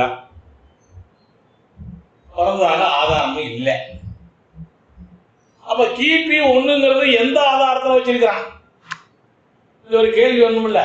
இத வச்சது ரட்சிக்கப்பட்டவன் இல்லை, சரித்திர ஆராய்ச்சியாளர்கள், ஹிஸ்டாரிக்கல் பெரிய ஆராய்ச்சியாளர்கள் வச்சிருக்கிறான். ரட்சிக்கப்பட்டவன் கிறிஸ்தவன் வைக்கல, இதெல்லாம் சரித்திர ஆராய்ச்சியாளர்கள் வச்சிருக்கிறான். எதை பேஸ் பண்ணி வச்சான்னா அவன் சொல்றான், அப்போஸ்தலர் 4ஆம் அதிகாரம் 12ஆம் வசனத்தில் எழுதப்பட்டிருக்குல்ல ஒரு வசனம், இயேசு கிறிஸ்துவாலே அன்றி வேறு ஒருவராலும் வானத்தின் கீழே பூமியின் மேலே நாம் ரட்சிக்கப்படும் வரைக்கு வேறொரு நாமமும் கட்டளையிடப்படவும் இல்லை. இந்த வசனம் சரித்திர ஆராய்ச்சியாளர்கள் ரொம்ப நல்லா புரிஞ்சிருச்சு. அப்ப இயேசுவால் தான் இந்த பூமியிலே நன்மை நடக்குது, இயேசுவால் தான் நல்லது நடக்குது. அதனால அதுக்கு ஒரு வருஷத்தை பிக்ஸ் பண்ணி இந்த வருஷத்துல இருந்து நல்லது நடக்குது, இந்த வருஷத்துல இருந்து நல்லது நடக்கல, அந்த மாதிரி ஒரு வருஷத்தை பிக்ஸ் பண்ணி விட்டுலாம், அதுக்கு இயேசு பேரை சொல்லிடுவோம் அப்படின்னு சொல்லி கிபி 1ஆம் வருஷத்தை கிபி 1ன்னு வச்சான் சரித்திரத்துல. அதுக்கு முந்தையெல்லாம் சரித்திரம் எழுதுறது எப்படி தெரியும்ல? கிபி கிமோலாம் கிடையாது. அசோகர் ஆட்சி செஞ்ச பிற்பாடு 50 வருடம் கழித்து இன்னொருத்தர் ஆட்சி பண்ணார். 1950 இருந்து 1970 வரைக்கும் இவர் ஆட்சி பண்ணார் அப்படிலாம் இருக்காது. அந்த கணக்கே இல்லையா போலாம், ஒண்ணுமே இல்லை. நம்முடைய பைபிளை படிங்களே, 4ஆம் படிச்சு பாருங்களே, அந்த ராஜா 40 வருஷம் அரசாண்டார், அவ்வளவுதான். எத்தனாவது வருஷத்துல எத்தனாவது வருஷம் தெரியாது. இந்த ராஜா அதுக்கப்புறம் வந்தார், இவர் ஒரு 8 வருஷம் அரசாண்டார், அவ்வளவுதான். அந்த கணக்கே கிடையாது. சரித்திரத்தை இயேசுவை வைத்து சரித்திர ஆராய்ச்சியாளர்கள் 2ஆய் பிரித்திருக்கிறார்கள். இயேசு கிறிஸ்துவினாலே நன்மை வந்திருக்கிறது என்று அவர்கள் நம்பி பிரித்திருக்கிறார்கள். இதுல பிறந்த வருஷத்தை வச்சும் அவன் பிரிக்கல, செத்ததை வச்சும் பிரிக்கல, அவர் ஞானஸ்நானம் பெற்றதை வச்சும் பிரிக்கல, ஒன்னும் பிரிக்கல. பிரிச்சுட்டானா? ஜனவரி 1ஆம் தேதி புது வருஷம் உண்டாயிடுச்சுன்னு சொல்லிட்டானா? அதுக்கப்புறம் இன்னொரு ஆராய்ச்சியாளர் ஆராய்ச்சி பண்றான், இயேசு எப்பயா பண்ணாரு? ஜனவரி 1 தான் பண்ணாரா? கிபி 1 1ஆம் தேதி 1ஆவது மாசம் 1ஆவது வருஷம் தான் பிறந்தாரா அப்படின்னு ஒருத்தன் ஆராய்ச்சி பண்ணான். 1 ஆராய்ச்சி பண்ணிட்டே போறேன். கிமு 4ஆவது வருஷத்துலதான் பிறந்தாருன்றா ஒருத்தன். அதுவும் மாசம் தெரியல, தேதி தெரியல, ஒண்ணும் தெரியல. கிமு 4ல தான் பிறந்தாரு. அப்படி பார்த்தா கிறிஸ்து பிறப்பிலிருந்து கணக்கு பார்த்தா இப்ப என்ன சொல்லணும்? கிபி 2014 அல்லது 15 அப்படிதான் சொல்லணும் இல்லையா? அதுக்கும் டேட்டு டைம் எல்லாம் தெரியல, மாசம் எல்லாம் தெரியல, அதனால கம்முன்னு விட்டாங்க தோட. அதனால சரித்திரம் 2ஆய் பிரிந்தது கிறிஸ்துவின் பிறப்பை வைத்தல்ல, கிறிஸ்துவினால் கிடைத்த நன்மைகளை வைத்து, ரட்சிப்பை வைத்து, கிறிஸ்துவினால் நடந்த முக்கியமான காரியங்களை வைத்து அதை பேஸ் பண்ணி சரித்திரத்தை 2ஆய் பிரித்திருக்கிறார்கள். அவ்வளவுதான், வேற ஒண்ணுமே இல்லை. ரைட். அடுத்த பாயிண்ட், மறைந்து கிடக்கும் சத்தியங்கள். நிறைய படிச்சுட்டே போவோம். அடுத்த பாயிண்ட், ஆதாம் ஏவாளை தேவன் ஏதேன் தோட்டத்தில் படைச்சாரா?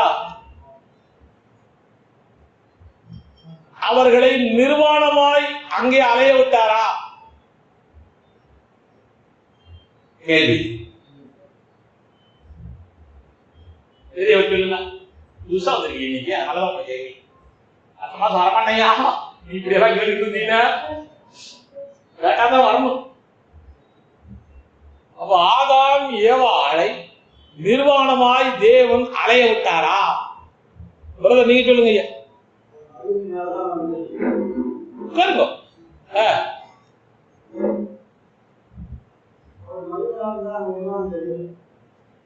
நிர்வாணமாய்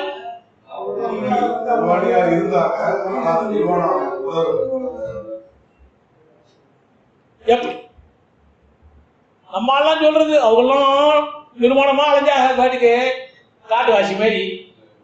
அப்படிதான் நம்மளால பெந்த கோஷக்காரன் பசங்க. நான் பெந்த கோஷக்காரன் பத்தி தான் பேசுவேன், இச்சாக்களை பத்தி எல்லாம் பேச மாட்டேன். நம்மாட்கள் தான் சத்தியத்தை கெடுக்கிறதுல முதல் நம்மாளு. சத்தியம் கெட்டு போனதே நம்மாட்களால். கள்ள உபதேசங்கள் உருவானதே நம்மாட்களால தான். நம்ம ஆட்கள் மாத்திரம் ஒழுங்கா பைபிள் படிச்சிருந்தானா ஒரு கள்ள உபதேசமும் இருக்காது. வசனம் சொல்லுது ஆதியாகமத்துல 2ஆம் அதிகாரம் கடைசி வசனம் நினைக்கிறேன். அவன் மனைவிமாகிய இருவரும் நிர்வாணிகளாய் இருந்தும் வெட்கப்படாதிருந்தார்கள். எப்படி?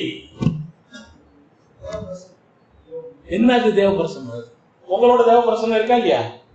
சண்டை காலி போடு.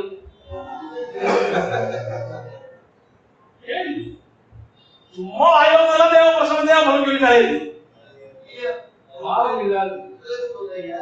சொல்லுங்க, அதான் கேட்கிறேன் நான்.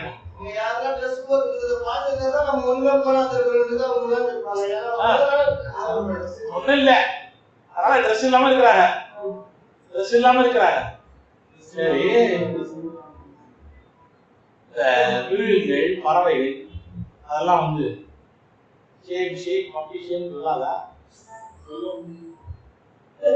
பேச மாட்டேங்கிறியா? அவங்களுக்கு பேசுமா பேசாதா? பேசுவாங்கல்ல, அதெல்லாம் பேசுமா பேசாதா? அவங்கள்ட்ட பேசும். என்னையா நீங்க 2 பேரும் இது நிர்வாணமா கிடக்குறீங்க, அப்புறம் திடீர்னு 2 பேரும் சேர்ந்து உடலுறவு பண்ணிக்கிறீங்க, என்னையா இதுன்னு கேட்காது கேள்வி. என்னங்க அதுகளுக்கும் தெரியாது பத்தியா? வேதம் சொல்லுகிறது அவர்கள் நிர்வாணமாய் இருந்தார்கள் என்று சொல்லுகிறது. அவர்கள் நிர்வாணமாய் இருந்தார்கள், ஆனாலும் வெட்கப்படவில்லை. நிர்வாணம் இருந்தா வெட்கப்படாம இருக்க முடியுமா?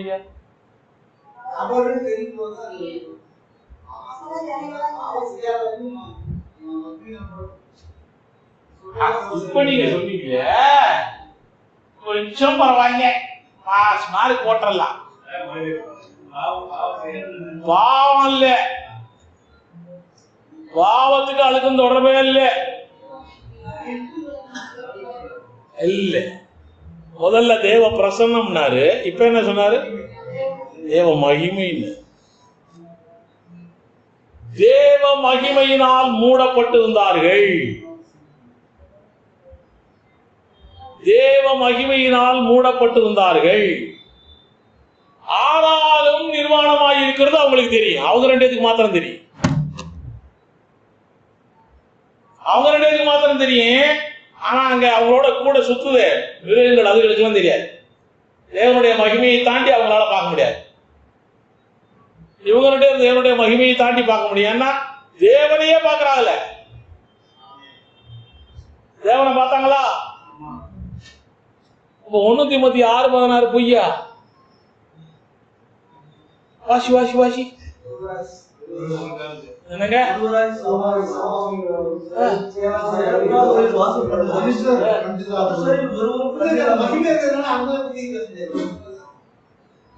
ஒருவரும் கண்டிராதவரும் கூட்டுறியா? மனுஷரில் ஒருவரும் கண்டிருக்கிறார். அப்ப அவன் அவன் மனுஷன் இல்லையா? மனுஷன் தானே. அவன் இல்ல தேவ மனுஷன். இயேசுதான் தேவ மனுஷன். இயேசுதான் தேவகுமார். அவன் இல்ல, அவன் மனுஷன். சரிதா? அவனை பத்தி என்ன சொல்லிருக்கு? 6:16 நல்லா சத்தம் போட்டு வாசி. இந்த வசனத்தை ஒழுங்கா வாசிக்காதனாலே பல கள்ள உபதேசங்கள் பெருகி கொண்டிருக்கிறது. ஒருவராய் சாவாமை உள்ளவரும் சேரக்கூடாத ஒளியில் வாசம் பண்ணுகிறவரும் மனுஷரில் ஒருவர் கண்டிராதவரும் காணக்கூடாதவருமாய்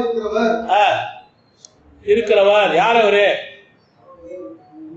யார் அவரு? இயேசு இல்லையா? பரிசுத்தவான்கள் இல்லையா அவரு? அவர் யாருன்னு கேட்க. இந்த இடத்துல சொல்லப்பட்டவர் யாரு? எப்படி? அடுத்த கேள்வி. அப்படி சொல்லுங்க.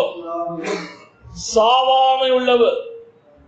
இயேசு கிறிஸ்து மரித்தே ஆனாலும் சதா காலங்களும் உயிரோடு இருக்கிற மரித்தா. அப்ப மரிக்காத ஒருத்தர் யாரு? பிதா. பூமியிலே ஒருவரும் ஒரு கால் மனுஷரில் ஒருவரும் ஒரு காலம் கண்டதில்லை. அப்படி என்றால் ஏதேன் தோட்டத்திலே மனுஷனாகி ஆதாமும் ஏவாளும் கண்டது யாரை? யாரு?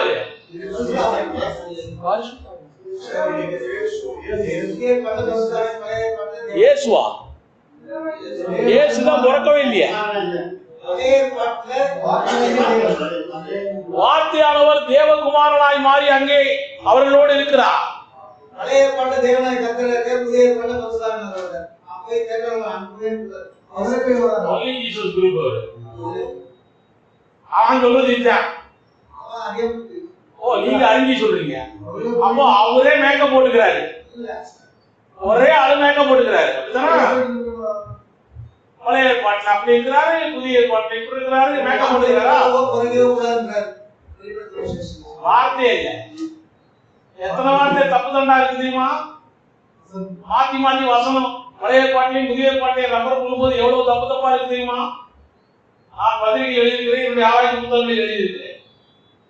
வார்த்தைகளை மாற்றுகிறது எழுதல, கருத்துக்கள் மாறக்கூடாது, சத்தியம் மாறக்கூடாது. அதான் பாயிண்டே. சத்தியம் மாறக்கூடாது, பேசிக் தாட் மாறக்கூடாது. யாரு?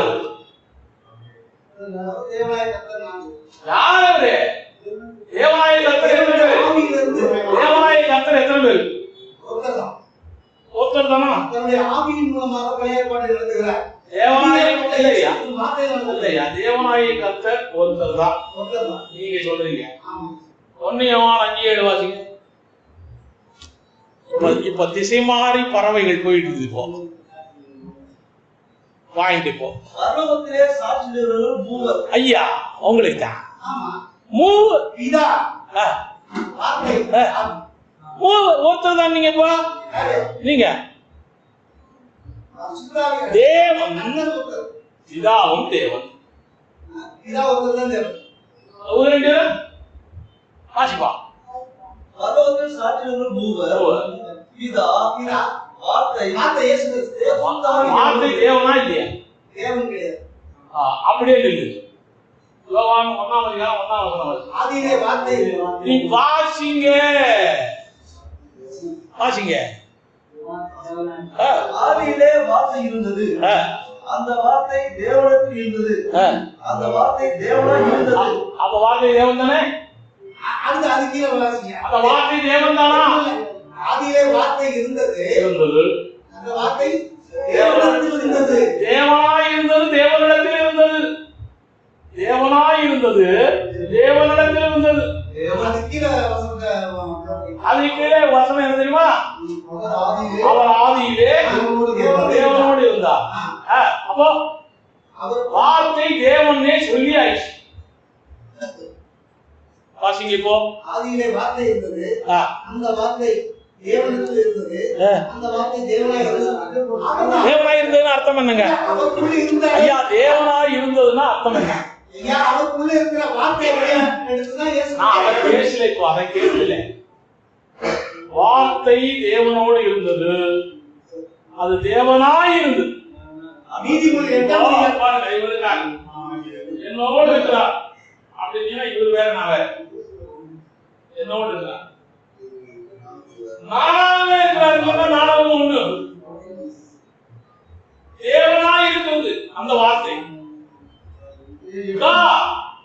அந்த வார்த்தை தேவனாய் இருக்கிறது. அப்படிதான் எழுதியிருக்கிறது. ஒரு வசனம் இப்பதான் நீங்க சொன்னீங்க, வசனமே மாத்தக்கூடாதுன்னு இப்பதான் நீங்க சொன்னீங்க, உங்க வாயிலிருந்தே வந்துச்சு. இருந்தால் உண்மை, தேவனா இருந்தால் உண்மை. அதில் சொல்லப்பட்ட 3 உண்மை, 3 உண்மை. நீங்க ஒரு உண்மையை மாத்திரம் மறைக்கிறீங்க. நாங்க 3 உண்மைகளையும் உண்மை என்று சொல்லுகிறோம். ஆதியிலே வார்த்தை இருந்தது அப்படின்னா தெரியுமா? ஆதியிலே வார்த்தை இருந்தது அப்படின்னு அர்த்தம் தெரியுமா? ஒருவரும் அந்த வார்த்தையை சிருஷ்டிக்கவில்லை, தானாகவே இருந்தது. தானாகவே இருந்தது. எப்படி இருந்தது, எங்க இருந்தது அடுத்த கேள்வி. தொழில் கேள்வி என்ன? ஆதியிலே வார்த்தை இருந்தது, இந்த வார்த்தையை ஒருவனும் சிருஷ்டிக்கவில்லை, அது தானாகவே இருந்தது. அது யெகோவா இருக்கிறவராகவே இருந்தார். யெகோவா அர்த்தம் என்ன? இருக்கிறவராகவே இருக்கிறார். முதல் வார்த்தைக்கு அர்த்தம் ஆதியிலே வார்த்தை இருந்தது. இரண்டாவது என்னது? அந்த வார்த்தை யாருமே படைக்காமல் தானாகவே இருந்த அந்த வார்த்தை எங்கே இருந்தது? அப்ப தேவன் ஒருத்தர் இருக்கிறாரு, அவருக்குள்ள இருந்துச்சு. அவருக்குள்ள இருந்துச்சு. அது என்னது? யாரும் படைக்காத ஒன்று, தானாகவே இருந்த ஒன்று, அவருக்குள்ளே இருந்தது. அப்புறம் அந்த வார்த்தை தேவனாய் இருந்தது. அதுதான் காடு, அதுவும் காடு.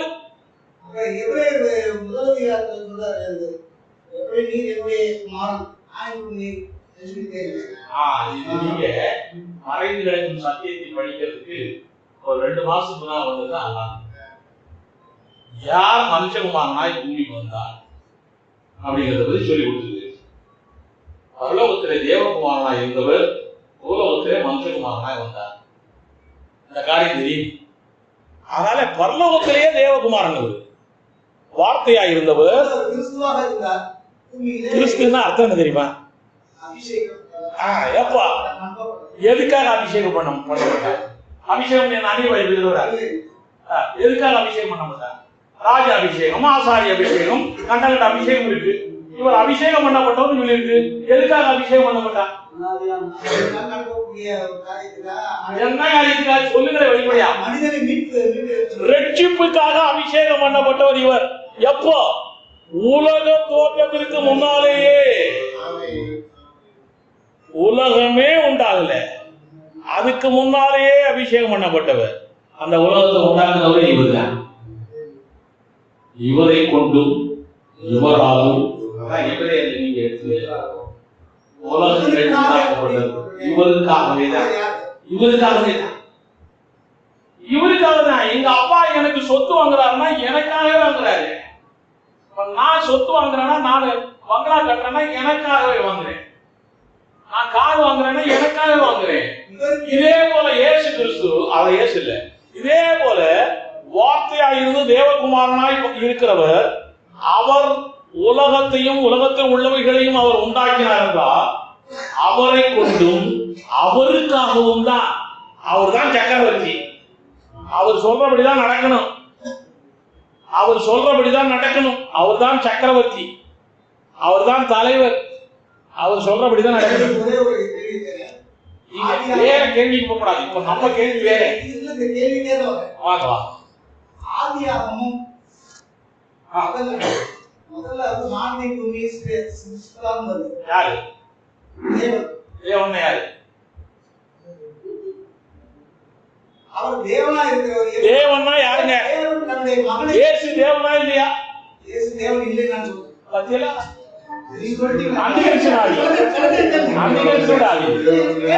இப்பதான் வசனமே வாசிட்டோம், இப்பதான் வசனமே படிச்சிட்டோம். யோவான் 1ஆம் அதிகாரம் 1ஆம் வசனமே படிச்சிட்டோம்.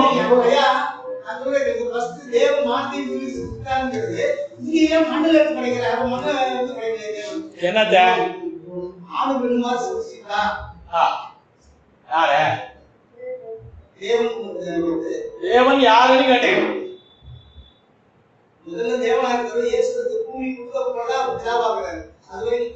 அதெல்லாம் கேட்கல. பிதாவா அது தாத்தாவா அதெல்லாம் கேட்கல. நான் இப்போ நீ பிதாவா தாத்தாவா அதெல்லாம் கேட்கவே இல்லை. நான் கேட்கறது சரி. இந்த சத்தியம் அப்படி சொல்லுங்க. எபிரேயர் 1ஆம் அதிகாரம் உங்களுடைய எபிரேயரை விட்டுறக்கூடாது. நீங்க எடுத்த எபிரேயர் தான் மாட்டுது உங்களை. எபிரேயர் 1ஆம் அதிகாரத்துல என்னையா? ஆமா, அடிப்படை இன்னைக்கு மாத்திரம் வந்தா உங்களுக்கு தெரியாது பாவம். அதனாலதான் 3 வருஷமா நடத்திட்டு இருக்கிறோம். நாங்க 3 வருஷமா நடத்திட்டு இருக்கிறோம். தனியா வாங்க, உங்களுக்கு தனியா சொல்லி தருக்கு நான் ரெடி. தனியா இப்ப அதை மாத்திரமே படிச்சுக்கிட்டு இருந்தோம்னா மற்ற காரியங்கள் படிக்க முடியாது. சரி, எபிரேயர் 1ஆம் அதிகாரம் 8ஆம் வசனம் வாசிங்கய்யா. குமாரனை நோக்கி. யார் அந்த குமாரன்? குமாரன்கிறது யாரு? வார்த்தையானவர் குமாரனாய் மாறி இருக்கிறார். குமாரனை நோக்கி. யாரா தேவனு? யார் தேவன்? இப்போ யாரு தேவன்? குமாரன் தேவன். இப்போ குமாரன் தேவன் என்ற பெயரும் அவருக்கு உண்டு, தேவன் என்ற பெயரும் உண்டு. அவருக்கு புரியணும் முதல்ல. ஆமா, குமாரனை நோக்கி. என்னை பார்த்து இல்லையா? என்னை பார்த்து எடப்பாடி பழனிசாமி பார்த்து சீஃப் மினிஸ்டர் அவர்களே அப்படின்னா யாரு சீஃப் மினிஸ்டர்? எடப்பாடி. குமாரனை பார்த்து ஒருத்தர் சொல்றாரு, பிதாவாய் தேவன் சொல்றாரு தேவனே. அப்ப யாரு தேவன்? அவரும் தேவன். வெரி குட்டியா. நாம் தேவன் சத்தியமுள்ளவரை அறிந்து கொள்வதற்கு தேவனுடைய குமாரன் வந்து நாம் புத்தியை சந்திக்கிறார் என்று அறிவோம். அவருடைய குமாரன் இயேசு கிறிஸ்து எண்ணப்பட்ட சத்தியமுள்ளவருக்குள்ள இருக்கிறோம். இவரே மெய்யான தேவனும் ஜீவனுமாய். இந்த மாதிரி வசனம் ஏராளம் இருக்கு, ஏராளம். இவர் தேவன், இவர் தேவன், இவர் தேவன் வசனம் ஏராளம் இருக்கு. உள்ள போய் தான் படிக்கிறோம் நாங்க. பைபிள உள்ள போகாம படிக்கிறதே இல்லை நாங்க.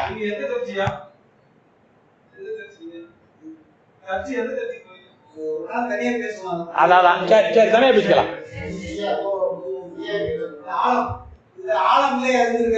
வெரி குட், நல்லது. What you are telling is correct. பரவாயில்ல, தப்பே இல்ல.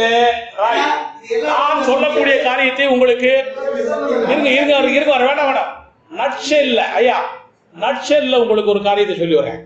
சிம்பிளா, தேவன் ஒருவர் இருக்கிறார். தேவனுக்குள்ளே வார்த்தை இருக்கிறது, தேவனுக்குள்ளே வல்லமை இருக்கிறது. இதெல்லாம் ஏற்கனவே சொல்லிவிட்டு. தேவனுக்குள்ளே மகிமை இருக்கிறது, தேவனுக்குள்ளே ஆவி இருக்கிறது, தேவனுக்குள்ளே எல்லாம் தேவன். இதெல்லாம் சேர்ந்து தேவன் சொல்றோம். தேவனுக்குள்ளே வார்த்தை இருக்கிறது, வல்லமை இருக்கிறது, அதிகாரம் இருக்கிறது, மகிமை இருக்கிறது. அதுதான் இந்த தேவன். உருண்டை மாதிரி வச்சீங்களா? ஒரு எக்ஸாம்பிள் சொல்றேன். உருண்டைங்கிற மாதிரி வச்சீங்களா? ரைட். இந்த ஃபுல் அத்தாரிட்டி ஃபுல் இருக்குது பார்த்தீங்களா? இதெல்லாம் சேர்ந்தாதான் தேவன். இது இல்லாம இருக்கும் பொழுது அதுக்கு தேவன் என்று முழு பெயர் கொடுக்க முடியாது. ரைட். அதுக்கு தேவன் தான், ஆனாலும் முழு பெயர் கொடுக்க முடியாது. ரைட். இப்போ இந்த தேவன் என்ற அந்த இதுல இருந்து பாட்டுன்னு வச்சுங்களேன், அதுல இருந்து வார்த்தை வெளியே வந்தது. அதுல இருந்து வார்த்தை வெளியே வந்தது. அந்த வார்த்தை தான் தேவகுமாரனாய் மனுஷகுமாரனாய் பூமிக்கு வந்தது. அந்த தேவன் என்ற பாட்டில இருந்து ஆவி வெளியே வந்தது. அந்த ஆவிதான் பரிசுத்த ஆவியானவராய் இருக்கிறார். ஒரு நாள் வரப்போகிறது, இந்த இயேசுவாகிய மனுஷகுமாரன் தன்னுடைய ராஜ்யத்தை கொண்டு போய் பிதாவுக்கு ஒப்படைக்கும் பொழுது வெளியே வந்த 2 பேரும் உள்ளுக்குள்ள போய்வாக ஒரே தேவன் என்று உலகமே சாட்சியது. அவ்வளவுதான். இந்த ஒரு பேசிக் தாட்டு தெரிஞ்சுட்டா போதும் நமக்கு, ஒன்றும் வேண்டியதில்லை. இயேசு தேவன்தான், தேவனுக்குள் இருந்து வெளியே வந்திருக்கிறார், தேவனாய் இருந்து வெளியே வந்திருக்கிறார். அவரை யாரும் படைக்கவே இல்லை. என்னையா அது ஸ்டார்டிங் ஆட்களுக்கு, இயேசு மாத்திரம் பார்த்தா ஸ்டார்டிங் ஆட்களுக்கு, ரொம்ப ஆராய்ச்சி பண்றவங்களுக்கு அதுக்கு மேல உள்ளதே ஆராய்ச்சி பண்ணணும், அவங்களுக்கு தேவை. ரைட். என்னையா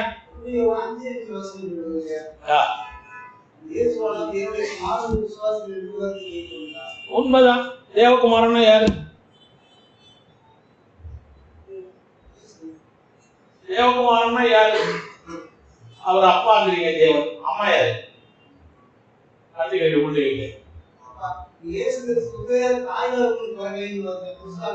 நீங்க தான் தேவகுமாரன் சொன்னதுனால கேட்கிறையா. தேவகுமாரன் அர்த்தம் என்ன தெரியுமா? தேவகுமாரன் அர்த்தம் என்ன தெரியுமா? இதற்கு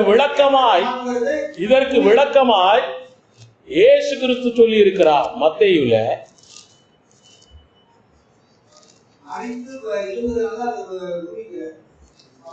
அது வேற பாயிண்ட்டுங்க, நீங்க சொல்ற பாயிண்ட் வேற, அது வேற. அதை பத்தி சொல்றோம் நம்ம.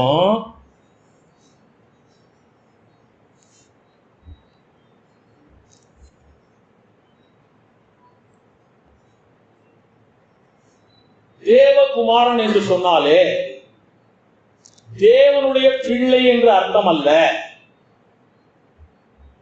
தேவனுடைய மகன் என்று அர்த்தம் அல்ல. டைரக்டா மகன் நீங்க எடுத்துக்கிட்டீங்கன்னா அம்மா யாருன்னு கேட்பாங்க.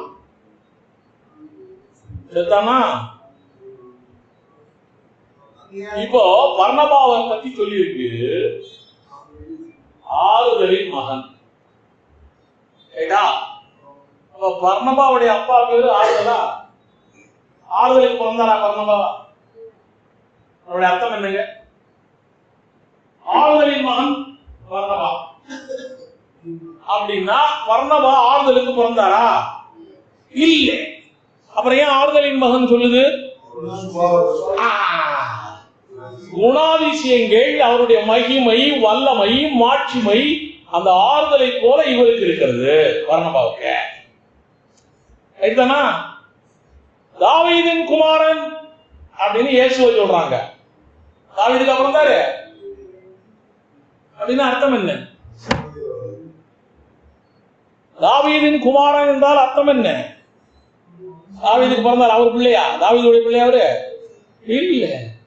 தாவீதுடைய அரசாட்சி மகிமை, அரசாட்சி வல்லமை, அரசாட்சி ஆளுமை அந்த அளவுக்கு இவருக்கு இருக்கிறது என்ற அர்த்தம். அதிகாலையின் மகனாகிய விடிவெளியும் சொல்லப்பட்டிருக்கு, சாத்தானை பற்றி சொல்லப்பட்டிருக்கு.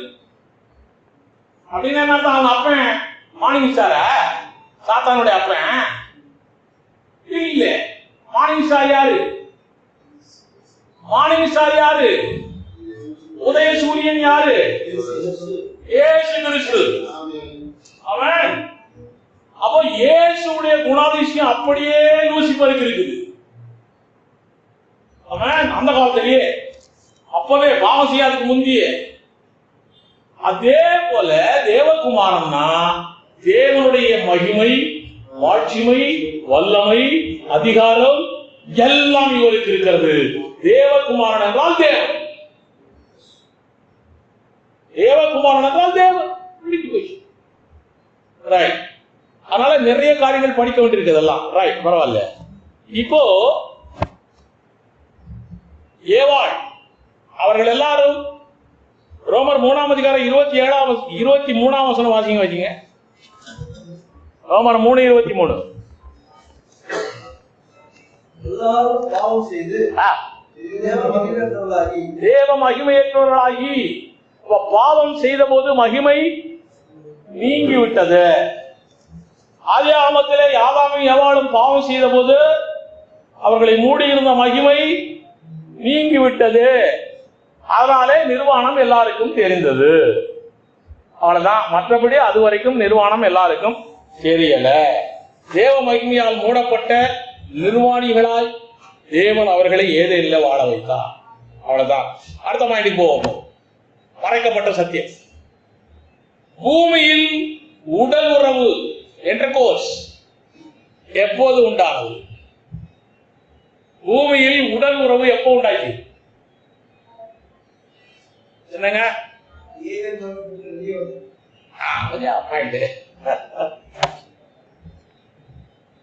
ஏன் ஏதேன் தோட்டத்துக்குள்ளே இன்டர்கோர்ஸ் பண்ணக்கூடாதோ? பண்ணக்கூடாதோ? அது பண்ணக்கூடாதோ? உள்ளுக்குள்ளே பண்ணக்கூடாதோ? என்னப்பா பேச மாட்டீங்க? எங்கே ஆரம்பிச்சுன்னு தான் கேட்டேன் நான் கேள்விய. என்னுடைய கேள்விய எப்ப ஆரம்பிச்ச பாருங்க. ஆதாமையும் எவாளையும் மனுஷீகமாய் படைப்பதற்கு முன்னாலேயே ஆதியாகமம் 1ஆம் அதிகாரத்திலே மனுஷீகமாய் அந்த இந்த சரீரத்தோடு படைக்கல. 2ஆம் அதிகாரத்துலதான் சரீரத்தோடு படைக்கிறதெல்லாம் வருது. 1ஆம் அதிகாரத்துல இதை பத்தி எல்லாம் சொல்லி முடிச்சுட்டேன். நானு மறுபடியும் சொல்ல வேண்டும் என்று விருப்பம் வருகிறது போல் தெரிகிறது. சரி, சொல்லிடலாம். 1ஆம் அதிகாரம் 26ஆம் வசனம் வாசிங்க. பின்பு தேவன் நமது சாயலாகவும் நமது ரூபத்தின்படியையும் மனுஷனை உண்டாக்குவோமாக. மனுஷனை எப்படி உண்டாக்கினாராம்? நமது எனது சாயல் சொல்ல, more than two. தேவன், வார்த்தை, பரிசுத்த ஆவியானவர். தேவன், தேவகுமாரன், பரிசுத்த ஆவியானவர். அப்படிதான் அதனுடைய அர்த்தமே. ரைட். அவர் என்ன சொல்றாரு? தேவன் நமது சாயலாகவும் நமது ரூபத்தின்படியையும் மனுஷனை உண்டாக்குவோமாக. ரைட். சாயல், ரூபம். சாயல் என்றால் என்ன அர்த்தம்? என்னங்க? குணாதிசயம். தேவனுடைய குணாதிசயத்தை போல, இந்த 3 பேருடைய குணாதிசயத்தை போல மனுஷனை உண்டாக்கணும். ஒன்று. இன்னொன்னு ரூபம். ரூபம் என்ன அர்த்தம்? ரூபம். தேவனுக்கு என்ன ரூபம்? தேவனுக்கு என்ன ரூபம்? சொல்ல தெரியல பத்தியா? தேவனுக்கு ரூபம் இல்லை. இந்த கண்களால் பார்க்க முடியாது. அவர் ஆவியாக இருக்கிறார். அவர் தன்னுடைய ரூபத்தின்படி படைத்தார் என்றால் ஆவியை படைத்திருக்கிறார். அங்கே ஆவியை தன்னுடைய குணாதிசயத்தின்படி படைத்திருக்கிறார். ஆமென். அடுத்த வசனத்தை படிச்சீங்கன்னா ஆணும் பெண்ணுமாய் சிருஷ்டித்தார் என்று எழுதப்பட்டிருக்கிறது. அப்ப ஆணும் பெண்ணும் ரெண்டுமே ஆவியெல்லாம் இருந்திருக்குது. அடுத்த வசனத்துல போட்டிருக்கு ஆணும் பெண்ணுமாய் சிருஷ்டித்தார். அப்போ ஆணும் ஆவியாய்த்தான் இருக்குது, பெண்ணும் ஆவியாய்த்தான் இருக்குது. ஆணுடைய குணாதிசயமும் தேவனுடைய குணாதிசயம், பெண்ணுடைய குணாதிசயம் தேவனுடைய குணாதிசயம், பெண் ஆவியினுடைய. ஆணாவியினுடைய ரூபமும் ஆவிதான், பெண் ஆவியுடைய ரூபமும் ஆவிதான். ஆவியை வச்சு இது ஆனா பெண்ணா கண்டுபிடிக்க முடியாது. அவருக்கு தான் தெரியும் இதை உண்டாக்கிறேன், இது ஆண் ஆவி, இது பெண் ஆவின்னு அவர் தான் வச்சுப்பாரு. நமக்குலாம் பார்க்கவங்களுக்கு தெரியாது. அந்த நேரத்திலே அவர்கள் ஆவியாய்த்தான் இருக்கிறார்கள். ஆதாமையாவாள். அந்த நேரத்திலேயே நீங்கள் பலுகி பெருகி பூமியை நிரப்பி இதை கீழ்ப்படுத்தி ஆண்டு கொள்ளுங்கள் என்று அப்பொழுதே உடல் உறவுக்கு சட்டம் இயற்றி இருக்கிறார் நம்முடைய ஆண்டவர். ஆவியாய் இருக்கும் போதே நீங்க பலுகி பெருகி பூமியை நிரப்புங்கள், உடலுறவு கொள்ளுங்கள் என்று அப்பவே அவர் சட்டம் இயற்றி விட்டார். ஆவி இணைய முடியுமா? முடியாது. முடியும் என்று சொல்வது உங்க ஜாதியில. ஆவி அது வேற. நிறைய பேரை பார்த்துருக்கோமே நாங்க. ரைட். அதனால ஆவியும் இணையவே முடியாது. எப்படி? கேள்வி. நாம எல்லாம் பரலோகத்துக்கு போறோமா? மர்வமாய் தான் போக முடியும். மர்வமானமா எப்படி இருக்கும்? தேவதூதர்களை போல இருப்போம். தேவதூதர்கள் எப்படி இருப்பாங்க? அங்கே கொள்வினையும் இல்லை. அப்ப ஆவிகளுக்கு கொள்வினையும் இல்லை என்ற கோர்ஸ் இல்லை, ஒண்ணும் கிடையாது, புருஷமுன்னாடி கதையே கிடையாது. அதனால ஆவியும் சேர முடியாது. அதான் பலிகி பெருகத்தான் ரெடியா இருக்குது ரெண்டு ஆவியும். ஆனால் சரீரம் இல்லாமல் பலிகி பெருக முடியாது. இந்த சரீரம் இல்லாமல் பலிகி பெருக முடியாது. அப்படி நினைச்சிருந்தா தேவதூதர்களே வந்து நம்ம வீட்டு பொம்பளை பிள்ளைகளை எல்லாம் கல்யாணம் முடிச்சுட்டு போயிடலாம் ஜாலியா. தேவதூதர்களே வந்து நம்ம வீட்டு பொம்பளை பிள்ளைகளை கல்யாணம் முடிச்சுட்டு போய் தேவதூதர்களே வந்து பிள்ளை குட்டியை கொடுத்து நான் நிறைய பேருக்கு தாத்தா ஆயிடுவேன். அப்புறம் தேவதூதர்களுடைய பேர பிள்ளை ஆயிடுவேன். இருக்குமாயா? தேவன் மனிதனுக்குத்தான் உடலுறவு பண்ணி குழந்தையை பெற வேண்டும் என்ற உரிமை மனிதன் ஒருவனுக்கு தான் கொடுத்திருக்கு, வேற ஒருத்தரும் கிடையாது. நமக்கு தான் அவ்வளவு பெரிய அத்தாரிட்டி. எப்போ? பாவம் செய்யாததுக்கு முன்னால அவர்கள் ஆவியாகவே இருக்கும் பொழுதே இன்னும் அவங்களுக்கு சரீரமே கொடுக்கல. 2ஆம் அதிகாரத்துல தான் சரீரத்தை கொடுக்கிறார். எப்படி கொடுத்தாருங்கிற கதை நமக்கு தெரியல. மண்ணில உண்டாக்கி அங்கே 1ஆம் அதிகாரத்தில் உள்ள அந்த ஆவியை இதுக்குள்ள அழைச்சி ஏதோ காரியங்கள் நடந்து மனுஷனா விட்டான். அதுக்கப்புறம் 2 பேரும் ஜாலியா சுத்துறாங்க. ஆமென். ஆக ஏதேன் தோட்டத்திலே அவர்களுக்கு சட்டம் இயற்றியாச்சு. ஏதேன் தோட்டத்திலே அப்ரூவ்ட். அல்லேலூயா. அதனால நிறைய பெந்தகோஸ்துக்காரங்க, அதுலயும் விசேஷமா சிபிஎம் காரங்க சொல்ற வேலை இதெல்லாம். பாவம் இங்க பாடுனா உடலுறவு பண்றான். ஏரோக்கு இருந்தானே, ஏரோக்கு பத்தி என்ன சொல்லி இருக்குது?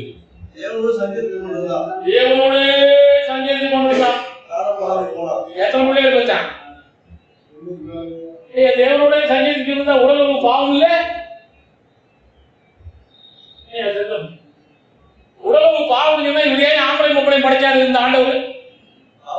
பெரிய கட்சிக்கு பேர் பாருங்க. உன்னை ஆணு பெண்ணுமாய் படைத்ததே அதுக்குத்தான். ஜாலியா இது விவாக மஞ்சம் யாவருக்குள்ள கனம் உள்ளது ஆண்டவர் சொல்லிக்கிறார். அதனால பூமியிலே உடலுறவு காரியம் எப்ப உண்டாச்சுன்னா பாவம் செய்யாதுக்கு முன்னாலேயே உண்டாயிருக்கு. ஆனா அப்ப குழந்தை பிறந்ததாக ஒண்ணு இல்ல. உடலுறவு பண்ணிட்டாலே பிறந்திருப்ப குழந்தை. அவன் 5 வருஷம் புருஷன் முன்னாடியா இருக்கிறான், புள்ளையே பிறக்கல. அதுக்குரிய மெத்தடெல்லாம் தெரியும் உங்களுக்கு? சொல்ல மாட்டேன். உங்களை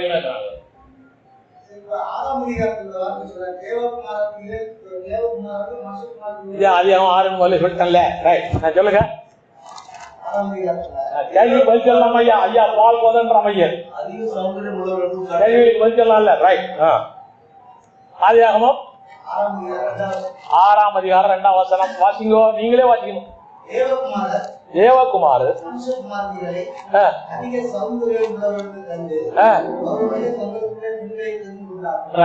இத வச்சு நீங்க என்ன சொல்ல வர்றீங்க? நான் என்ன சொல்ல வர்றேன்?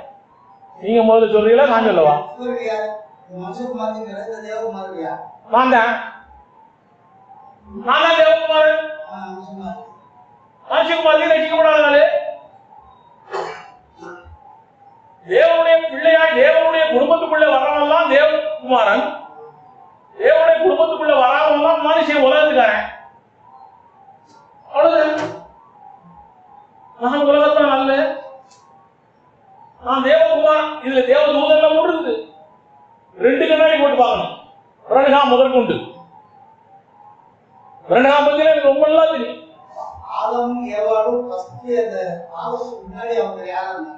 என்னையா யாருங்க? ஆதாம் ஏவாள் மனிதர்களாக இருந்தார். மனிதர்களாய் தேவ மனிதர்களாக இருந்தார்கள், தேவ குமாரர்களாக இருந்தார்கள்.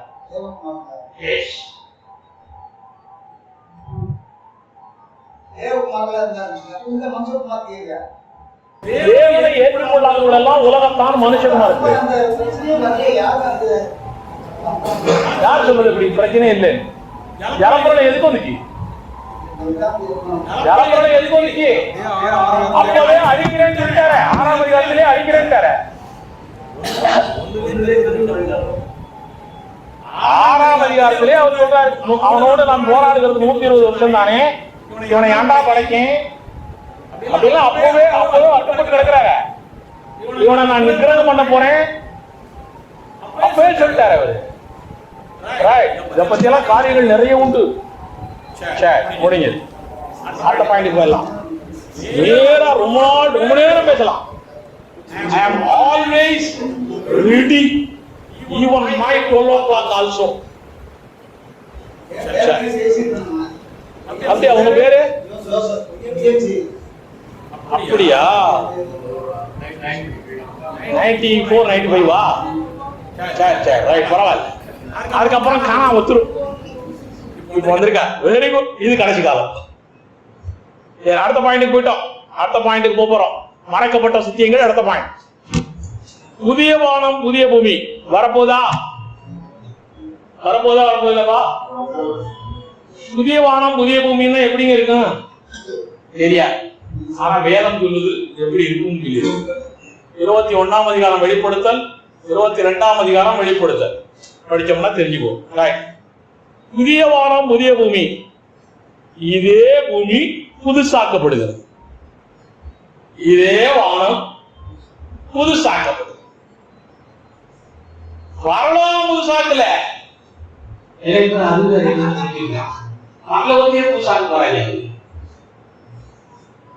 நிறைய பேருடைய எண்ணங்கள், பெந்தகோஸ்துக்காரங்க எண்ணங்கள் இதெல்லாம் என்னையா?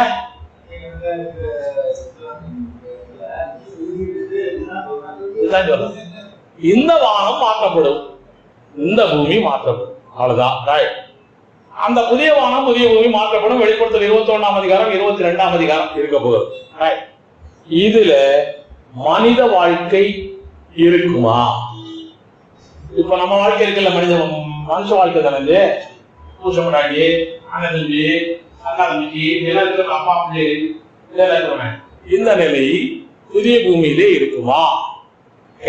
மறைக்கப்பட்ட சத்தியம் சொல்ல போறது. புதிய பூமியிலே யார் யாரெல்லாம் இருப்பாங்க? இது ஒரு கேள்வி. யாருக்கான தெரிஞ்சா தானே எப்படி இருப்பான்னு கண்டுபிடிக்கலாம். யார் இருப்பான்? புதிய பூமி எப்போ வரப்போகுது? 1000 வருட அரசாட்சி முடிஞ்ச பிறகு தேவன் தன்னுடைய ராஜ்யத்தை, அதாவது வார்த்தையானவர் மனுஷகுமாரன் தன்னுடைய ராஜ்யத்தை பிதாவிடத்திலே ஒப்பு கொடுத்த பிற்பாடு புதிய பூமி வரப்போகிறது. 1000 வருட அரசாட்சியில மரணம் உண்டா இல்லையா? 1000 வருட அரசாட்சியிலே மரணம் உண்டா இல்லையா? இல்லைன்னு சொல்ற ஆளுக்கு இதுக்கு 1 2 உண்டுன்னு சொல்றவங்க. சரி, நாங்க உண்டுன்னு சொல்றேன், அதுக்கு ஆதாரம் சொல்றேன். இல்லை என்று சொல்லுகிறவர்கள் ஏதாச்சும் வசன ஆதாரம் இருக்கா? இல்ல. இப்ப நீங்க ஏசாயா உண்டு என்பதற்கு வசன ஆதாரம் சொல்ல போறேன். நான் ஏசாயா 65ஆம் அதிகாரம் 20ஆம் வசனம் வாசிங்கோ. அங்கே இனி அற்ப ஆயுசுள்ள பாலகனும் நாட்கள் பூர்ணமாகாத கிழவனும் உண்டாயிருப்பார்கள்.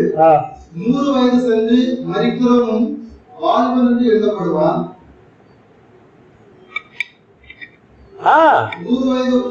100 வயதுள்ளவனாகிய பாவியோ சபிக்கப்படுவான். அப்ப 100 வயசு என்று கூட மரிக்கிறாள் இருக்கிறான். மரணம் உண்டு. ஏசாயா 65:20. ஒரே ஒரு எக்ஸாம்பிள் தான் சொல்றேன். ஆக 1000 வருட அரசாட்சியிலே மரணம் உண்டு. அந்த மரணம் பிசாசு கொடுக்கிற மரணம் அல்ல. பிசாசு கொடுக்கிற மரணம் எல்லாம் அகால மரணம்.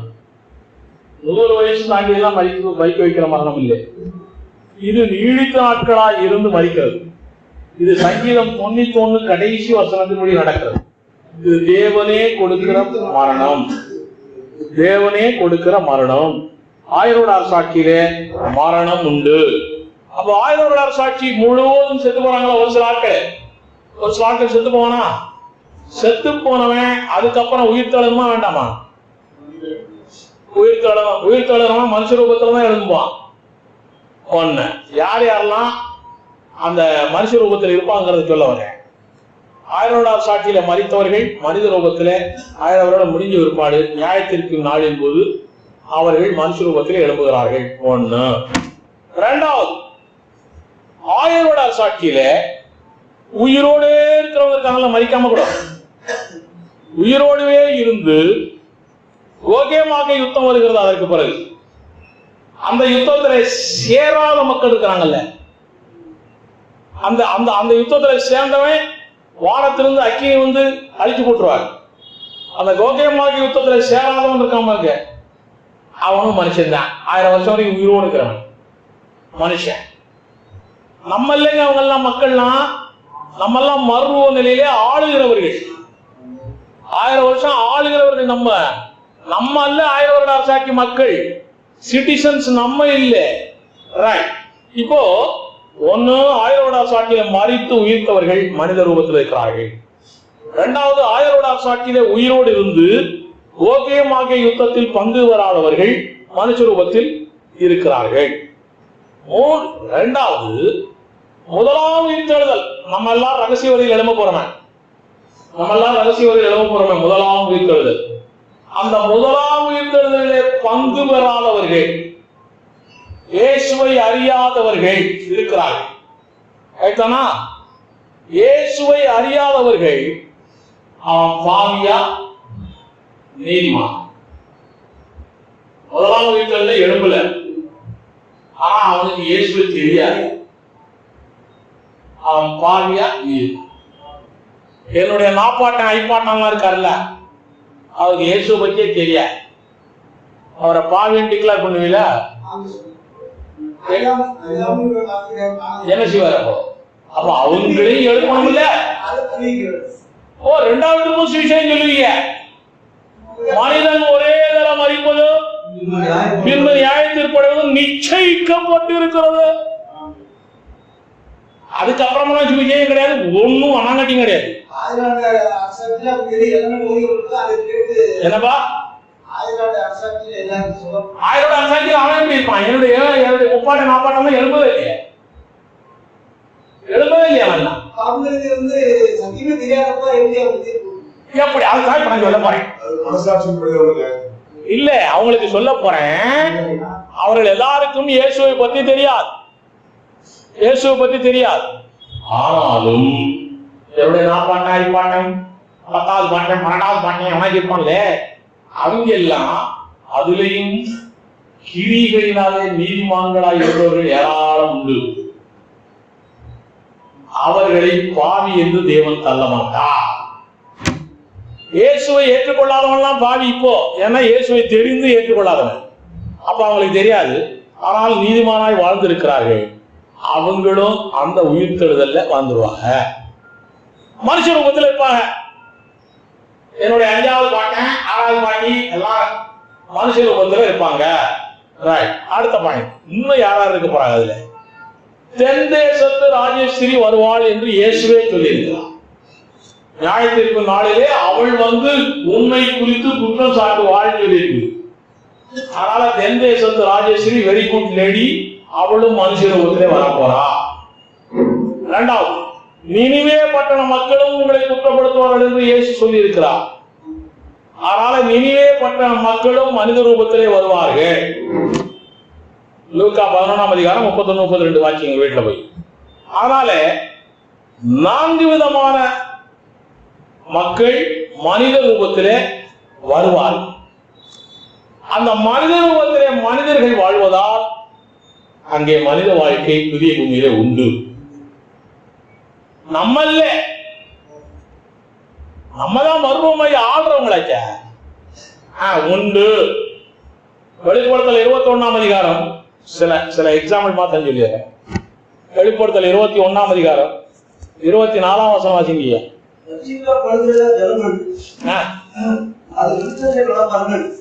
அங்கே ரட்சிக்கப்படுகிற ஜனங்கள், பாதுகாக்கப்படுகிற ஜனங்கள் எப்படி இருக்காங்களா?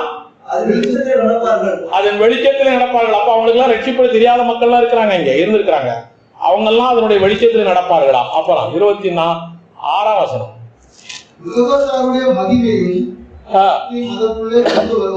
என்னங்க?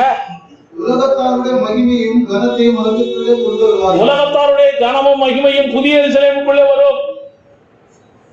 அப்ப புதிய பூமியிலே உலகத்தான் இருக்கிறான். அங்கே இருக்கக்கூடிய மகிமை எல்லாமே எங்க வருது? புதிய எருசலேமுக்கு வருகிறது. 26ஆம் வசனம். 27ஆம் வசனம்.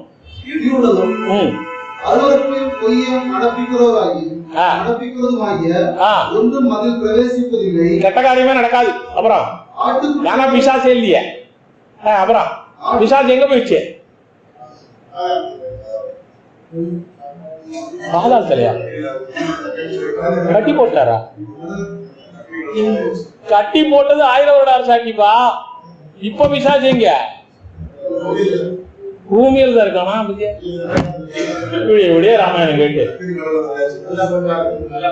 நரகத்துக்குள்ள கிடைக்கிறான். வெளிப்படுத்தல் 20:10. வெளிப்படுத்தல் 20:10 நரகத்துக்குள்ள கிடைக்கிறான்.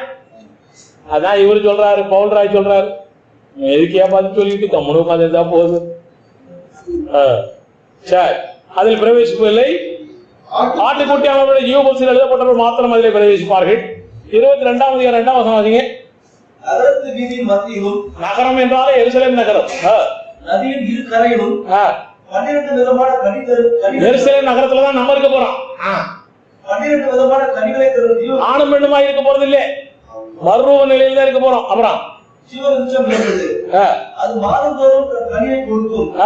அந்த விருட்சத்தின் இலைகள் ஜனங்கள் ஆரோக்கியம் அடைவதற்கு ஏதுவானவைகள். அங்க எல்லாம் செடி கொடியெல்லாம் இருக்குது.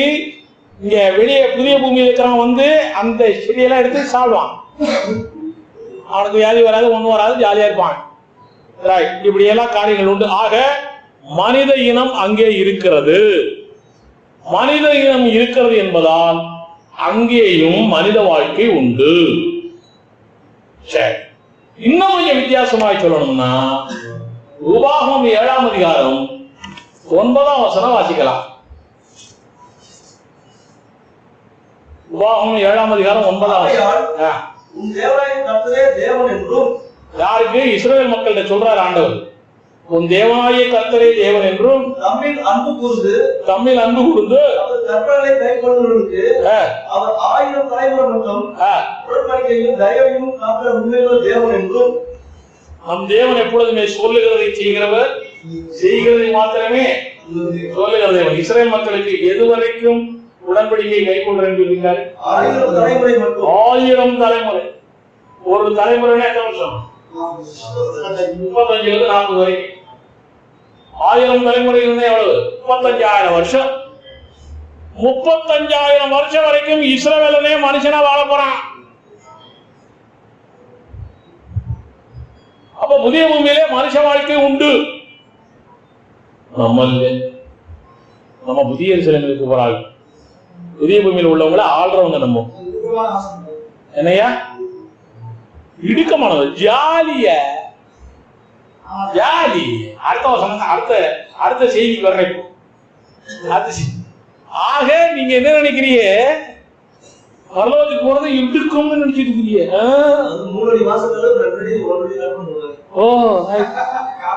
ஏன் கஷ்டப்பட்டு போகணும் பரலோகத்துக்கு? என் ஆண்டவர் இருக்கிறார், அவரே என்னை தோல்ல தூக்கி வச்சுட்டு போவார். விசுவாசம் உங்களுக்கு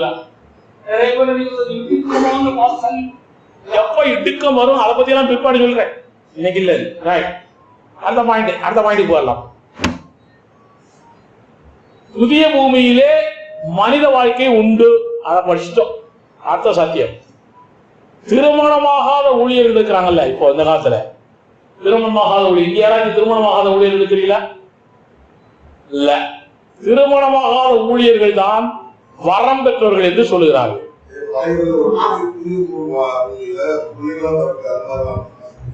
மனித வாழ்க்கை இருக்குன்னா புள்ள வீட்டி பெற்றுதான் ஆகணும். ஜாலிகிரியில அந்த இன்பம் சிற்றின்பம். இந்த இன்பம் பேரின்பம். அனுபவிச்சா தெரியும். டிவியில ஒரு விளம்பரம் போடுறான் தெரியுமா? நான் டிவியில என்ன பார்த்தாலும் சரி பைபிள் வசனத்துக்கு ஏற்றபடிதான் திங்க் பண்ணுவேன். ஒரு லேடி காஃபி கப்பில் வச்சுக்கிட்டு குடிக்கணும் சொல்லிக்கிட்டே இருப்பாங்க. அவங்க சொல்லுவாங்க, இதை பார்த்தா தெரியாது, இதை ருசிச்சு பார்த்தா தான் தெரியும். அதுபோல புதிய எருசலேமுடைய வாழ்க்கையை அனுபவித்து பார்த்தால் தான் நமக்கு அந்த இன்பம் புரியும். அது வரைக்கும் நமக்கு புரியாது.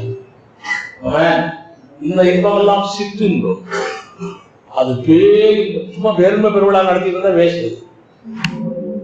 சரி நடத்துங்க என்னையா? பூமி வானத்துல இருந்து இறங்கி வருது எருசலே. பரம எருசலமே பரலோகம் விட்டிறங்குவே. அதுக்குள்ள யாருக்கு? அழகான மணவாட்டியா அழகாயி கொலிக்கிறது. அதுக்குள்ள இருக்கிறது யாரு? நம்மதான் இறங்கி வர்றோம், இறங்கி போறோம், லிப்ட் மாதிரி டாக் டாக் டாக் நேரா பரலம் போவோம், நேரம் அங்க வருவோம், டாக் டாக் டாக் போயிட்டே கிடப்போம். இங்க இறங்கணும்னா உடனே ஒரு ரவுண்டு எல்லாம் அமெரிக்கா லண்டன் அங்கெல்லாம் போய் பார்த்துட்டு டாக் டாக் சரி ஒழுங்கா இருங்கப்பா, எல்லாம் நல்லா இருக்கும், ரைட் டாடா போயிட்டு வரோம், முடிஞ்சுது.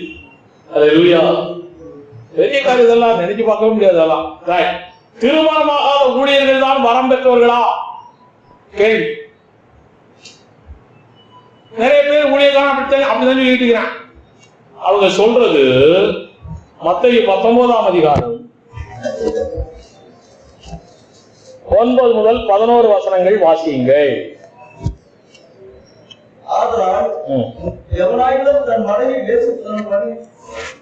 வேசித்தனம் செய்வது நிமித்தமின்றி அவளை தள்ளிவிட்டு வேறொரு ஸ்திரியை விவாகம் பண்ணினால் அவன் விபச்சாரம் செய்கிறவனாய் இருப்பான். யாரு விபச்சாரம் செய்யறவன் அந்த காலத்துல?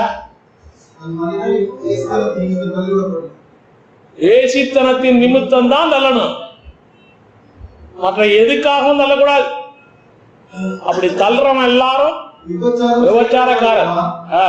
தள்ளிவிடப்பட்டவரை விவாகம் பண்ணினவனும் விபச்சாரம் செய்கிறவனாய் இருப்பான் உங்களுக்கு சொல்லுகிறேன் என்றார். அப்படின்னு என்ன அர்த்தம்? இப்ப நம்ம பொண்டாட்டி இருக்கிறாங்க, அவங்க விபச்சாரம் பண்ணாதான் டைவர்ஸ் பண்ணணும் ஏன் சொல்ற, மற்றபடி அவங்கள டைவர்ஸ் பண்ணக்கூடாதுங்க. டெய்லி பொண்டாட்டி செருப்படுத்த நம்மள அடிக்கிட்டே இருக்கான்னு, டெய்லி சோறு கூட போட மாட்டான். அப்படியோ இருக்கிய எடுத்துனியா பா, இதுக்கெல்லாம் சமைக்கணுமா? நான் நீயே போய் சமைச்சு போ, நான் நேற்று கால் போட்டு கொடுத்தால இன்னைக்கு நீ கால் போட்டு கொடுத்தோம், இப்படி எல்லாம் பண்ணிட்டு இருக்கான்னு வச்சுக்கோ.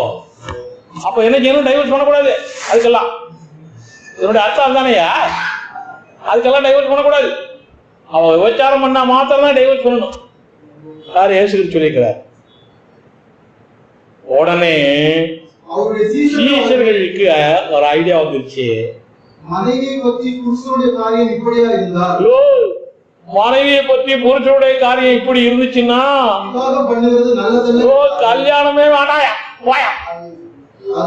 அப்புறம் அவ அடிப்பா உதப்பா துப்புவா எல்லாத்தையும் கேட்டுட்டு இருக்கணும், டைவர்ஸ் பண்ணக்கூடாதுன்ற மயா நீங்க. அப்போ கல்யாணமே முடிக்க மாட்டேன் போ சொல்லிட்டாங்களா? ஆண்டவர் சொல்றாரு அடுத்த வருஷம் அதற்கு அவர்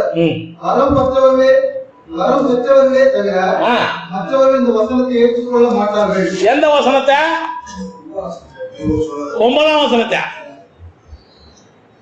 வரம் பெற்ற கிஃப்டட் பர்சன் தான் ஏற்றுக்கொள்வான் அந்த வசனத்தை, ரிச்சாலாம் ஏற்றுக்கொள்ள மாட்டான். அப்ப கல்யாணம் முடிச்சவங்களுக்கு தான் அந்த வரம் தேவையை ஒழிய கல்யாணம் முடிக்காதவங்களை பத்தி அல்ல. இது முதல்ல தெரியும். நிறைய பேர் சொல்லிக்கிறேன், அதெல்லாம் கிஃப்டட் பர்சன், வரம் பெற்றவன், கல்யாணம் முடிக்காம இருக்கிறேன். நீ பண்ற அட்டகாசம் எங்களுக்கு தெரியும். சரி ஏதோ அட்டகாசம் பண்ணிருக்கடா. ஓ சரி போட். அடுத்த பாயிண்ட், அடுத்த பாயிண்டோட முடிச்சிடலாம். சொல்லுங்க. 1:7 எடுங்கப்பா.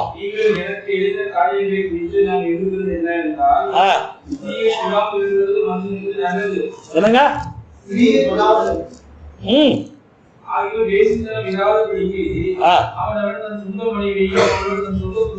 உடையவனாக இருக்க வேண்டும். அவ்வளவுதான். அதுல என்ன தொடாமல் இருக்கிறது நல்லது சொல்லிவிடுங்க. அவர் சொல்றாரு, அவர் தொழில நானும் தொடாம தான் நல்லதுங்கிறாரு. அவர் தொழிலப்பா, அதனால நீங்களும் தொடாம இருந்தா நல்லது. இது தேவனுடைய கட்டளை இல்ல, இவருடைய ஐடியா. அவருக்கு நிர்வாகம் பண்ணாங்க. ஊழியத்தின் போது மனைவி இல்லை. எல்லா மனுஷனும் என்னை போலவே இருபத்தி அதான் ஊழியத்தின் போது மனைவி இல்லை. இதெல்லாம் ஆண்டவர் கொடுக்கிற கட்டளை இல்ல. சொல்லிட்டார். இந்த பொம்பளை விஷயம், கல்யாண விஷயம்னா ரொம்ப நேரம் பேசிட்டு போனோமா, அதுல இருக்கக்கூடிய இன்ட்ரெஸ்ட் நம்ம மக்களுக்கு ஓடிட்டு தான். சரி, ஓட கல்யாணம் பண்றவனா பண்ணாதவனா? பண்ணாதவன். பண்ணவன் பொண்டாடிக்கு பயந்து கிடக்குறான், பொண்டாடிக்கு பயந்து கிடக்குறான். என்னையா ஓரம் பேசு.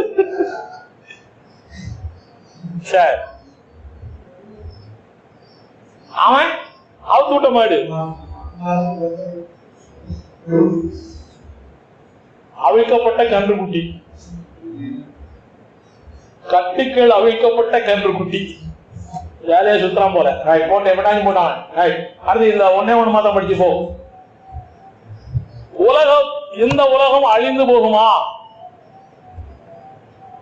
கேள்வி. இந்த உலகம் அழியவே அழியாது. ஒரு காலத்துல இந்த உலகத்திற்கு ஒரு அழிவு வந்தது. எப்போ? இல்ல, அதுக்கு முன்னால. இது தெரியாது நிறைய பேருக்கு. அதுக்குதான் இந்த மீட்டிங் தொடர்ந்து வந்துங்கிறது. அதுக்கு முன்னாலேயே உலகத்திற்கு ஒரு பெரிய அழிவு வந்திருக்கு. 2 பேதுரு 3ஆம் அதிகாரம் 5-6 அப்படி சொன்ன உட்பட 2 பேதுரு 3ஆம் அதிகாரம் 5-6 வசனங்கள். நீங்க ஒண்ணும் வாதிக்க வேண்டாமா? பூர்வ காலத்தில் தேவனுடைய வார்த்தையினாலே வானங்களும் கமா போடுங்க, வானங்களும் ஜலத்திலிருந்து தோன்றி ஜலத்திலே நிலை கொண்டிருக்கிற பூமி உண்டாயிருப்பதையும். பூர்வ காலத்துல எப்படி இருந்துச்சான்? வார்த்தையினாலே வானங்கள் உண்டாச்சான். பூமி எப்படி இருந்துச்சான்? ஜலத்தினாலே நிலை கொண்டிருக்கிற பூமி. பூமி எது மேல நின்னுச்சான்?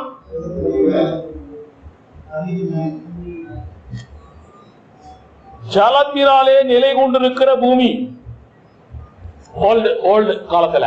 அப்புறம் அப்பொழுது இருந்த உலகம் ஜலப்பிரளயத்தினாலே அழிந்தது என்பதையும் அறியாமல் இருக்கிறார்கள். அப்பொழுது இருந்த உலகம் ஜலப்பிரளயத்தினாலே அழிந்து போயிற்று. நிறைய பேர் நினைக்காம இருக்கிறாங்க, உலகமே அழிஞ்சு போச்சு. நோவா காலத்திலும் ஜலப்பிரளயம் வந்தது. இந்த ஜலப்பிரளயத்துக்கும் அதுக்கு என்ன வித்தியாசம் சொல்ல போறேன். அதே 1ஆம் அதிகாரம் 1ஆம் வசனத்தையும் 2ஆம் வசனத்தையும் வாசிங்க. ஆதியிலே தேவன் வானத்தையும் பூமியையும் சிருஷ்டித்தார். ஆதியிலே தேவன் வானத்தையும் பூமியையும் சிருஷ்டித்தார். பூமியானது ஒழுங்கின்மையும் வெறுமையுமாய் இருந்தது.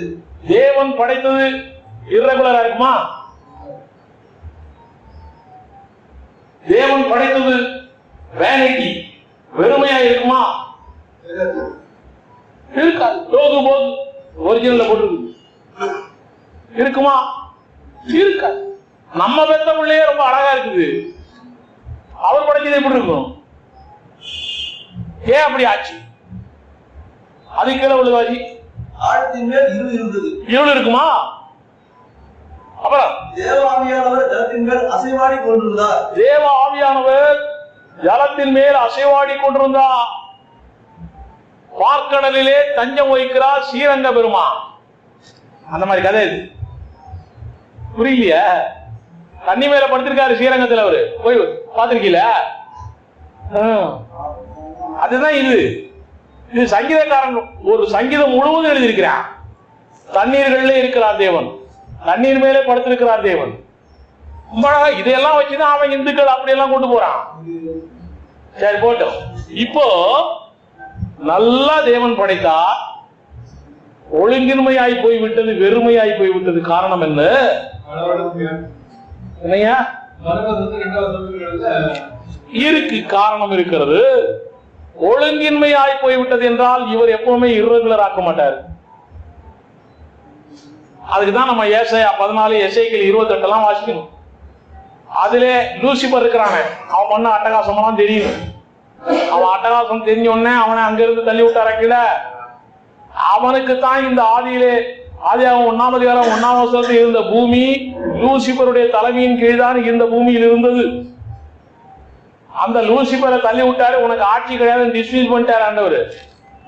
நாளைக்கு நம்முடைய கவர்மெண்ட் டிஸ்மிஸ் பண்ணா என்ன ஆகும்? 2 நாளைக்கு பஸ் ஓடாது. பூமியே இர்ரெகுலர் ஆயிரும், ஒழுங்கின்மை ஆயிரும். அதே போல அவன் வந்தான், தள்ளி விட்டியா, நீ ஆட்சி இல்லாம ஆயிட்டிய, நான் ஆண்ட இந்த பூமியை ஒண்ணுமலை வாக்குறேன், எல்லாம் ஒண்ணுமலை ஆயிட்டான்.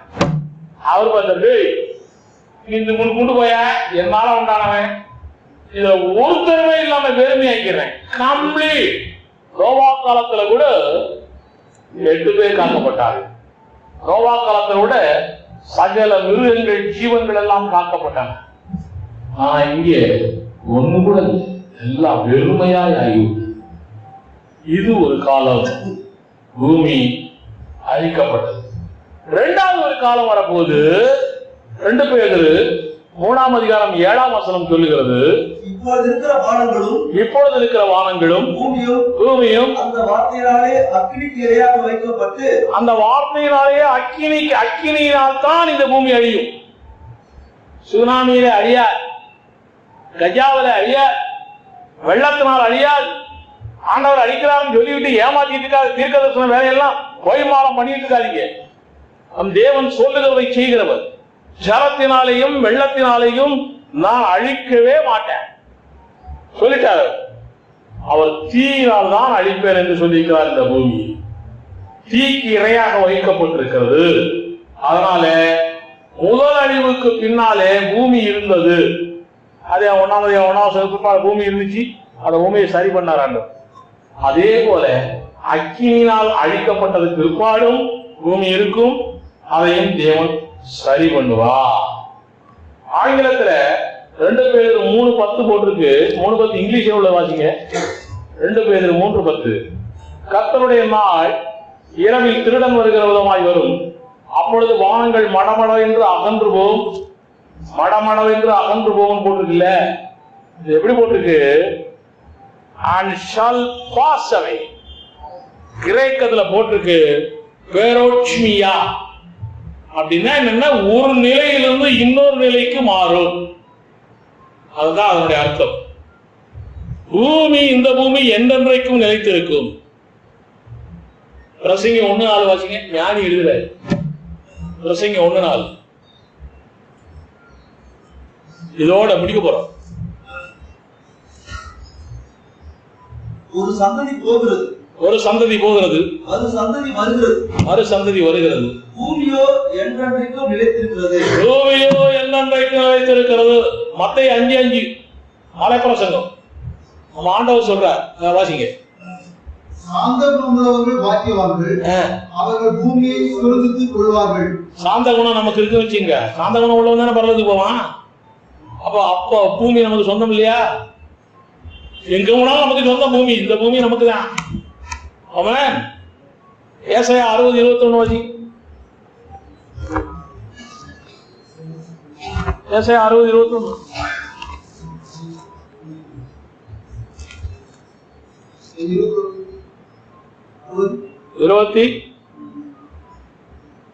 ஜனங்கள் யாரும் நீதிமான்களும் என்றென்றைக்கும் பூமியை சுதந்திரிக்கும் குடிகளும், என்றென்றைக்கும் இந்த பூமியை சுதந்திரிக்கும் குடிகளாய் இருக்க போகிறார்கள் இஸ்ரேல் மக்கள்.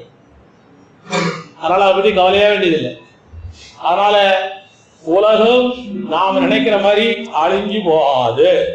புதிய பூமி பழைய பூமி, புதிய பூமி எங்க இருக்குது? பழைய பூமி. It will pass away. ஒரு ஸ்டேஜ்ல இருந்து அடுத்த ஸ்டேஜுக்கு போகும் இந்த பூமி. ரைட்டானா? உங்களுக்கு தெரியுமா, ஒரு பெரிய பாடகர் ஒருத்தர் இருந்தார், செத்து போயிட்டாரு. கருப்பா இருப்பார். யாரு?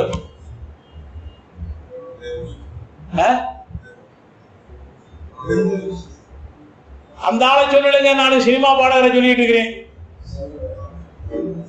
கருப்பா இருப்பாரு, செத்து போட்டாரு அவரு. பேச மாட்டேங்கிறீங்க. நிறைய பாடகர் செத்து போட்டாமா, இந்த பாடகர் பெரிய பாடகர். சரி, கடைசியில அவன் ஒரு பொண்ணை லவ் பண்ணான். அந்த பொண்ணு நீ கருப்பா இருக்கிறடான்னு சொல்லிச்சு. உடனே என்ன செஞ்சிருக்கமா, தன்னுடைய தோலையை உரிச்சிட்டாரு.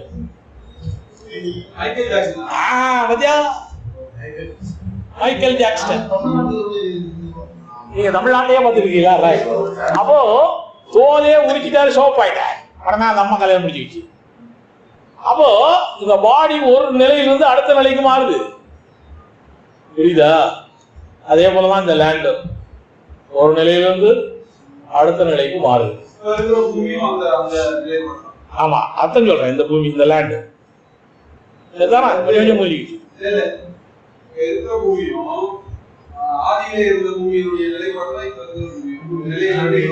இன்னொரு நிலைக்கு முதல்ல ஜலத்தினால் அழிச்சார, அதுக்கப்புறம் இது ஒரு பூமி உருவாக்குனாரு.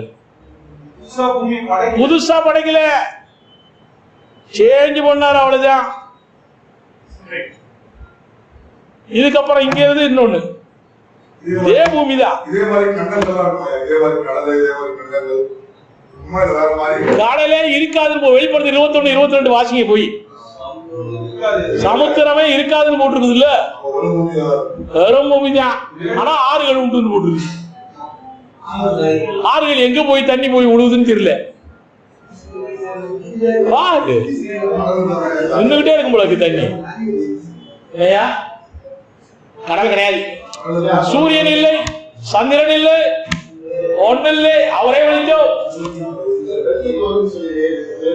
ஆமா, நின்று போனாலும் இருக்கும். கண்டத்தை நீங்க வேக வச்சாலும் திரும்ப தான் இருக்குது. வேற பாம்புல இருக்கு. ஆமா, இருக்காது. என்னையா? புதிய எருசலேம் பூட்டுறது இல்ல, திறந்து வச்சிடறோமா? புதிய எருசலேம்ல, புதிய எருசலேம்ல இயேசு உள்ள இருக்கிறாரா? வெளிச்சம் இருக்கா? அதுவே உலகத்துக்கு பூரா வெளிச்சம். நாட்கள் கணக்கெல்லாம் அது வேற கணக்கு. இப்போ பூமி இருக்குது, இப்போ அதுக்கு இது சொல்லி கொடுக்கணும், பூகோளம். பூமி இருக்குதா? வடக்கு துருவம் தென் துருவம் இருக்கா? அங்க 6 மாசம் வெயில், 6 மாசம் இருக்கு, தெரியுமா உங்களுக்கு? அவன் எப்படி நாள் கணக்க கணக்குறான்? அவன் எப்படி தூங்குறான்? அவன் எப்படி ஆபீஸுக்கு போறான்? நாள் கணக்கு கணக்குறானா? அதே போலதான் இப்போ வெளிப்படுத்தல் அவருக்கு சொன்ன வசனத்தை படிச்சுக்குவோம். 21ஆம் அதிகாரம்.